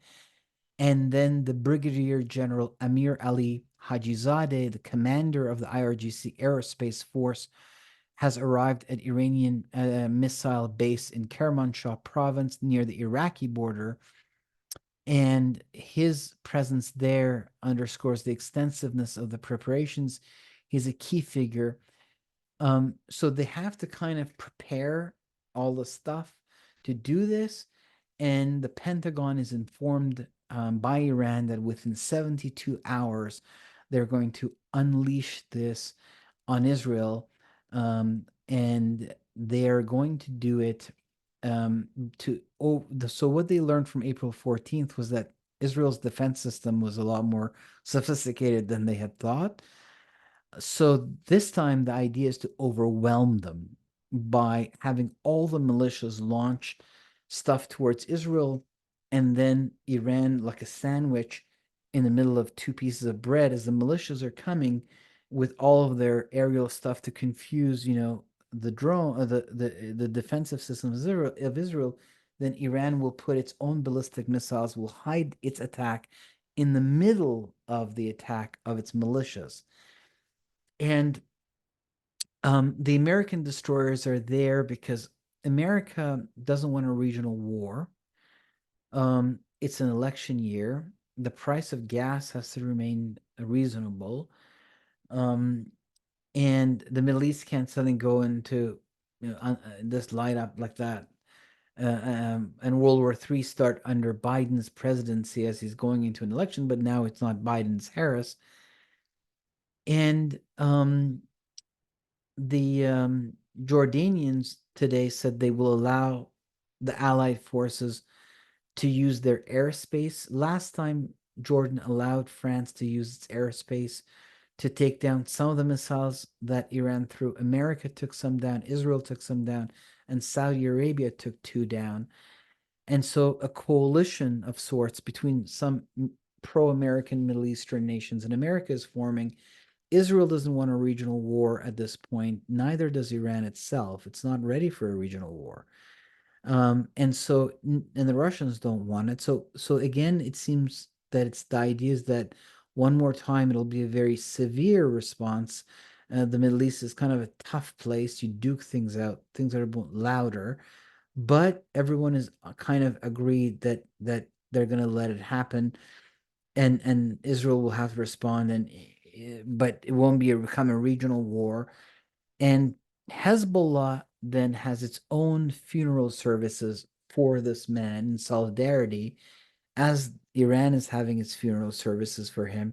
His body was shipped to Qatar, where his wives gathered around his coffin and cried and all that stuff. And but in Iran they had the prayer services for him, and the supreme leader led the prayer, and this image has gone viral. He's leading the prayers, and then as he's saying it under his breath in a microphone, he's looking up like this because they had to declare a no-fly zone. They're afraid that Israel would strike them during the funeral, that they would kill the supreme leader himself. And so he's paranoid looking up to see if Israel is coming for him. So again, these guys chant death to Israel and they believe they have the moral high ground, but in fact, and that's what emboldens them, that they can do these bold moves and have these irrational, wow, we're going to throw 1,500 missiles and 1,000 drones at you because you killed the head of one of our militias in our territory. I mean, that's the reason that they're doing it. If he hadn't been killed in their territory, they would have just said, no, we're so sorry. He was martyred. Life goes on. But, now they have to respond because they're going to lose street cred with all the other militias. If they don't respond, they have no choice. And so they're caught. And meanwhile, they have put this new president in, and they have used their propaganda machine in America. They have a huge American lobby on CNN and on New York Times. They have their own Iranian specialists that are invited and write articles, and they have a huge, huge lobby in Washington, D.C., and they've activated all of this because they want to make sure that the JCPOA, which expires in 2025, has these snapback sanctions. They want to make sure it expires without the snapback sanctions being implemented. They are trying to, sell the regime to the West so they can kind of continue to build up their air force and drone force for the eventual war with Israel. And now all of that is out the door. They're forced into another war, and America has showed up, and Biden had a phone call with Netanyahu, and things have changed for him. He's not running for office anymore. He's no longer beholden to the progressive left of his party. He can relax a little more and be the person that throughout his career he has kind of shown support for Israel. He's, not because of any spiritual or religious reason, but he's positioned himself in that light in the American political system. He went and met Golda Meir 50 years ago, when the Yom Kippur War happened in 1973 as a senator. And now he's the president, elected but not running for office, which frees him up. So he says to Netanyahu that you have full American support on the phone today. And the White House puts out an official statement saying, you know, don't make sure that the war doesn't become regional. And that's why America is there, to make sure the war doesn't become regional by shooting down, if too many people get involved, shooting down their missiles. Russia in April said that if America shoots directly into Iranian territory, Russia will respond. But let's get serious. I mean, how many wars can Russia fight at once? Especially, can Russia take on to NATO? I mean, if America hits Iran and Russia hits America, well, then NATO is at war. Technically, Article 5 will have to be invoked. So I don't know how big of a threat that is. And the coalition is again forming. But this is where it gets interesting. In April, Israel had taken out these generals in Damascus, and Iran was going to respond to that. But no one knew what the response was going to be. No one knew if they were going to respond. They kept saying yes, no, yes, no. Everyone was waiting and waiting, and it took them days to prepare. And finally, they responded in a major way, and that then Israel had to respond to that. This time it's different. They've told the whole world they're going to respond. The battle plans are coming out. Today they brought out their S-300 series that they got from Russia, which are ground to air defensive missile systems, and they put 12 of them around Tehran and in different parts of Iran to protect against the Israeli Air Force. So there, and the battle plans are coming out. We're nearly getting numbers because they've said this is going to be far bigger than April. And this is where it gets interesting. So if they unleash Hezbollah from the north, Israel may go in and say enough is enough. We need to secure the northern border and really finish Hezbollah off. They had their own funeral processions for this leader that died in Tehran. They had it in Lebanon, and Nasrallah made a speech today, and he said that he's ready to be martyred, which is maybe he spoke something about himself and over himself, and all his soldiers said the same thing. So maybe the end of Hezbollah is coming. Maybe Israel will now, take out the most prized and strongest militia of Iran, the one that has 200,000 missiles, but not 200,000 missile launchers, and no air force. So we'll see if Hezbollah becomes a very important part of this war. Will Israel take it out? And I keep saying it's going to get interesting. What's the interesting part? The interesting part is that once you declare war on Israel and you put your cards on the table, Israel tends to surprise. Israel, every nation has a method of warfare, and Israel is a master of the unexpected and of preemptive strikes. Once you put your rockets, you open your silos, and you say with your mouth, we're about to launch, Israel tends to not wait for that. And Israel can't keep playing, this game of catch my ballistic missiles. I'm going to throw 1,500 over your head and 1,000 drones. Try to catch them. And I'm going to unleash all my militias on you. And I hope your defensive system holds this time. And I hope your American allies can help you catch a few. Okay, Israel can live under that kind of a pressure, especially when you've declared that you're about to do this to them. So, so now I suspect that Israel is going to carry out a preemptive strike and nip it in the bud. Perhaps they'll hit the nuclear facilities in Iran. Perhaps they will hit the rocket launching systems. And definitely, if they do that, they will simultaneously launch an attack against Hezbollah in the north and destroy them and their capacities and secure the north. And remember that in the media in the Middle East, at least on social media, every time Israel is hitting these guys, there's tons of celebration and joy in the Middle East because everyone in the Middle East is tired of this Islamic militancy, but no one has the power to overthrow them. There is only one army that can take them, and that's the IDF. So it's as though Islam has survived many assaults from the Crusaders and from the coming of secular democracy and Soviet socialism. It has survived all of those things, but it may not survive. Certainly, it will not survive. Israel is here to stay. It has a prophetic destiny, so it's they are the ones that are going to crack and fall. And if you look at what's happened since October 7th, Hamas has been destroyed, Hezbollah has been weakened, the Houthis have been weakened. The militias of Iran are actually losing. It's as though they're all being drawn into their kind of misguided perception about the way they look at themselves in as these anointed spiritual people of God who are judging the evil nation of Israel, deceived essentially by Muhammad's rewriting of the Bible, that casts his religion as the one religion. And so these guys think all of this is a canceled and satanic faith. Only Islam prevails and they must implement it on the scale of the world.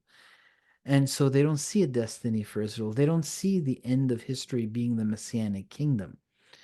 And so they feel they have the moral high ground and they do crazy things. But this crazy stuff is the beginning of their judgment. The whole Middle East is held hostage and is being freed from being hostage in a way. And it's the liberation. So they're coming in and the militias are being lost. And so Iran may be drawn in to a form of judgment, the Islamic Republic, I should say, because the Iranian people are very much ready for a revolution and have disconnected from the theocracy. It's just basically about 15 to 20% of the country that's involved in this, and 80% of the country has moved away. Most of the people in the country are under the age of 35, and most actually under the age of 25. I mean, most people in Iran were born after the Iran-Iraq War ended. Most people in Iran are born after 1990. Okay, 80% of the population is born after 1990. And they are the ones that are moving away, especially the kids between the ages of 17 and 25. They are the revolutionaries. Their grandparents made a deal with the clerics and brought this government over the country. They are breaking the deal that their grandparents made, and they are moving away from Islam itself as a religion. Iran is undergoing mass de-Islamization right now. There's Christianity has gone crazy. It's just exploded like the Book of Acts. It's incredible to watch. People are becoming agnostics, atheists, going back to the ancient religion of Zoroastrianism, but anything but Islam, basically. So they no longer follow these ideas, and anything these guys say is good, they feel it's bad. So it's really the Islamic Republic, this velayat faqih, this rule of this anointed of Allah, the juror, they call him, the rule of the jurisprudence. This is the thing that's coming down, and it's judgment, and we'll see if I think the climax of this war. So how are we going to get to the climax of the fulfillment of Ezekiel 38, 39's at least once? Maybe it'll have a second fulfillment under the wars with the Messiah, with Christ. But now we may see its first fulfillment in the system of patterns of the Hebrew prophetic poetry. Um, since Iran is one of the countries mentioned, is leading these militias at the scale of the Middle East, really. Cyrus, the king of Persia, united the entire region for the first time. He is the one that created the concept that we now call the Middle East. So basically, Iran is flexing its influence at the scale of that empire, not so exactly at the scale, but pretty large. So it's the ringleader, and it's coming to its judgment, I think, in this Islamic Republic experiment of Shia theocracy. It's coming to its judgment, and Israel, as the servant of God, is carrying that out. It's kind of, it's very painful to be in the middle of it, to have this job of being the bait. You gather all the nations, but then, and Israel's being spiritually transformed, as you can imagine, how much they're, both them and the Jews in the diaspora are turning to God and turning to the Word of God, and in this time of trial, and really it's having a profound effect on all Jews everywhere. Um, and so this is, I think, part of the spiritual transformation of Israel as well.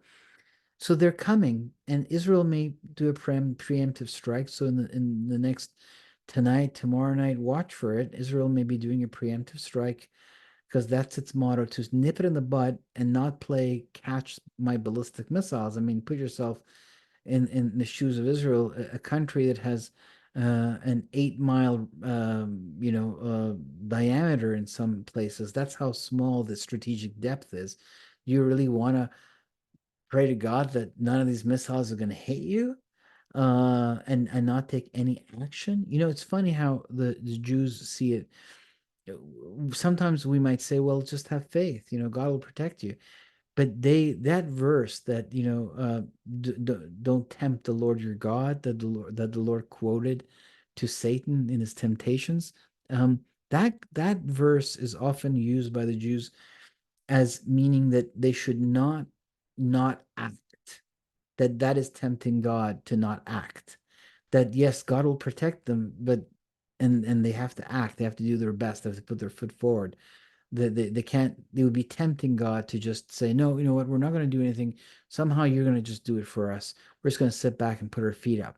And they don't think that's arrogant in some ways. So they'll still act and pray that God blesses them and supports them and guides them. And they do all of these things in the midst of all of these things. Yes, there are secular Jews and there are secular Gentiles. And there are also Jews that are believers in God, and yes, and some in the Lord Jesus and some not. But regardless, there is this kind of ancient connection of covenants and Bibles and a history. It's been prophetic, and they're aware of these things as well. So they're turning to God in this time of trial, and they're being these instruments of the relieving of the great evil from the Middle East. So we'll see if they do act preemptively. We're watching this together. We'll see what happens as far as what Iran launches. We'll see if this is going to be the beginning of the Third Lebanon War and the destruction of Hezbollah. I suspect that this is coming to a climax, this conflict. Should Hezbollah be destroyed, I think now Hamas and Hezbollah, which attacked from the north and the south in October 7th, are destroyed. This will lead to a ceasefire, perhaps the freeing of the hostages. Iran will lick its wounds. And that's where I think Iran might say, well, the militias didn't work out. The national armies need to get involved as in their revenge, because they'll have to come back to take revenge against their loss. And that's where I see maybe Turkey will start to say, okay, we want in. Russia will be like, okay, where we have our own reasons, we want in. And so that's where I think that the destruction of the militias, ironically, may be what sets up Ezekiel 38, 39. Chuck Missler used to say that um, Chuck Missler used to say, just want to make sure I didn't forget anything. Chuck Missler used to say that Psalm 83 will be the trigger for like a fuse for Ezekiel 38, 39, and he's not here with us. And I'm sure he's with the Lord, and at least he's not here with us to see that he was right. He was right. And that's exactly what's happened. The October 7th war first ignited the surrounding, the cinders of the ancient enemies that are immediately around Israel that make this territorial claim, that it's their land. And that led to this bigger player, Iran, being drawn in, which is really behind them, which is connected to the Turkey and Russia and the stands of Russia with the Taliban in Afghanistan. So there's a whole other, I suspect that the Muslim Brotherhood, with all of its tentacles in these various nations, and um, the Islamic Republic in Iran are going to form a coalition. And that's coalition is what I see as really bringing in together these nations of Ezekiel 38, 39. And recently, after many years, there was Iran attacked Saudi Arabia and hit the oil facilities of Aramco. And Sudan, which was an Islamic Sunni country, severed its relationship with Iran over that. But recently, just in the past few weeks, couple of weeks, they reignited that connection. And so now Iran can draw foot soldiers from the Horn of Africa through the Red Sea into Yemen, which then brings the Hamite tribes of that prophecy online. Nigeria has just sold for $56 million some refined uranium to Iran. Now, I think that Ezekiel 38, 39 will have a nuclear component, but I think it will be the light nukes. And actually, everyone, maybe the nuke facilities get destroyed in Iran now, But the nukes may come from Russia because Russia has these light nukes, and that's kind of the fashionable thing, move the light nukes around. So things are falling into place in the direction of the fulfillment of this very important prophecy. And I think we need to know to be comforted because we see that the enemies are some great evil is brought out and removed. They don't even make it to Israel. And we'll see how is it. We'll see if Michael intervenes. How exactly is it that they're going to be destroyed? We'll see. And God is glorified at the end, the side of his people and the side of the whole world. So something, if this Islamic militancy is what is removed at the end, then the Middle East breathes a sigh of relief. The gospel expands. There's peace in the region. It needs a break. I mean, it's easy for us to sit down here behind our computers and talk apocalypse in the Bible, but imagine if you're down there, like in the middle of it, living it. You need a break. Like you need a time of peace and prosperity and light to flow through your nations as well before the next wave of the prophetic, birth pang convulsions continue over you. So I think that the consequences of this war will be immense for the world, but I will talk about it as we get closer to it. And it's like, something dark is being removed, and something is being judged, that's being called out and brought out in order to come and meet its judgment. It's deceived and it's acting through its deception. It's seeing reality not from a biblical point of view, but from a different point of view. The teachings of Islam have created a different view of reality for them. And in that reality, they're victorious, and Israel is not. And it's not the chosen nation. This is not the Holy Land. There is no messianic kingdom. And so it's about Islam. And that's kind of what October 7th was all about, according to the leader of the Al-Qassam brigade of Hamas, the military branch of Hamas. They called it the Al-Aqsa flood and made the Temple Mount, the center of the story. And I think they put their hand on that because in the sequence of the returning of the lost inheritance of the Jewish people and the resurrection of the fallen tabernacle of King David, as the prophet spoke about it, the land has been given back, Jerusalem is given back. And I think that should this war become an all-out Islamic war with Russia behind it and they lose, there will be a finally recognition of the state of Israel and peace because that region understands force, but also that region is full of people who are people of faith. They've just been deceived, but they're people of faith and they see the world through religion. And everyone will see God wasn't with the jihadis. God was with Israel after all. And so Israel's fame will grow and God will be glorified. And there'll be probably many converts to this side of the fence. People go, so these guys have the real religion. That's the Middle Eastern way of thinking. And so, as part of this, I imagine since these guys put their hands on the Temple Mount at the end of this war, we will see a transition where the Temple Mount will become again a portion of it, part of Israel. Another piece of the inheritance will be returned, which will set things up for the construction of the third temple. Never has Israel come back to this land and not build a temple, you see. So we'll have to see where all this takes us. But I want to give you some of my thoughts. I've been receiving emails saying people are like, all this has been going on for 9 months. You haven't said a single thing. Like, well, first of all, I've been very busy on Twitter. I've been tweeting like mad about this every day, but also Twitter has this thing called Spaces, and I've been on all kinds of spaces talking about the Middle East. And I was trying to be honest, to bring up my production quality for you guys. I had this grandiose idea of kind of better image and also kind of videos that would support what I'm saying, newspaper articles, things that would come on the screen for you to see and enjoy that would kind of support what I'm saying. And it took a lot longer for me to learn how to set those things up, the truth is. And I was like, I got to get this out. By my next video, God willing, we'll have all that,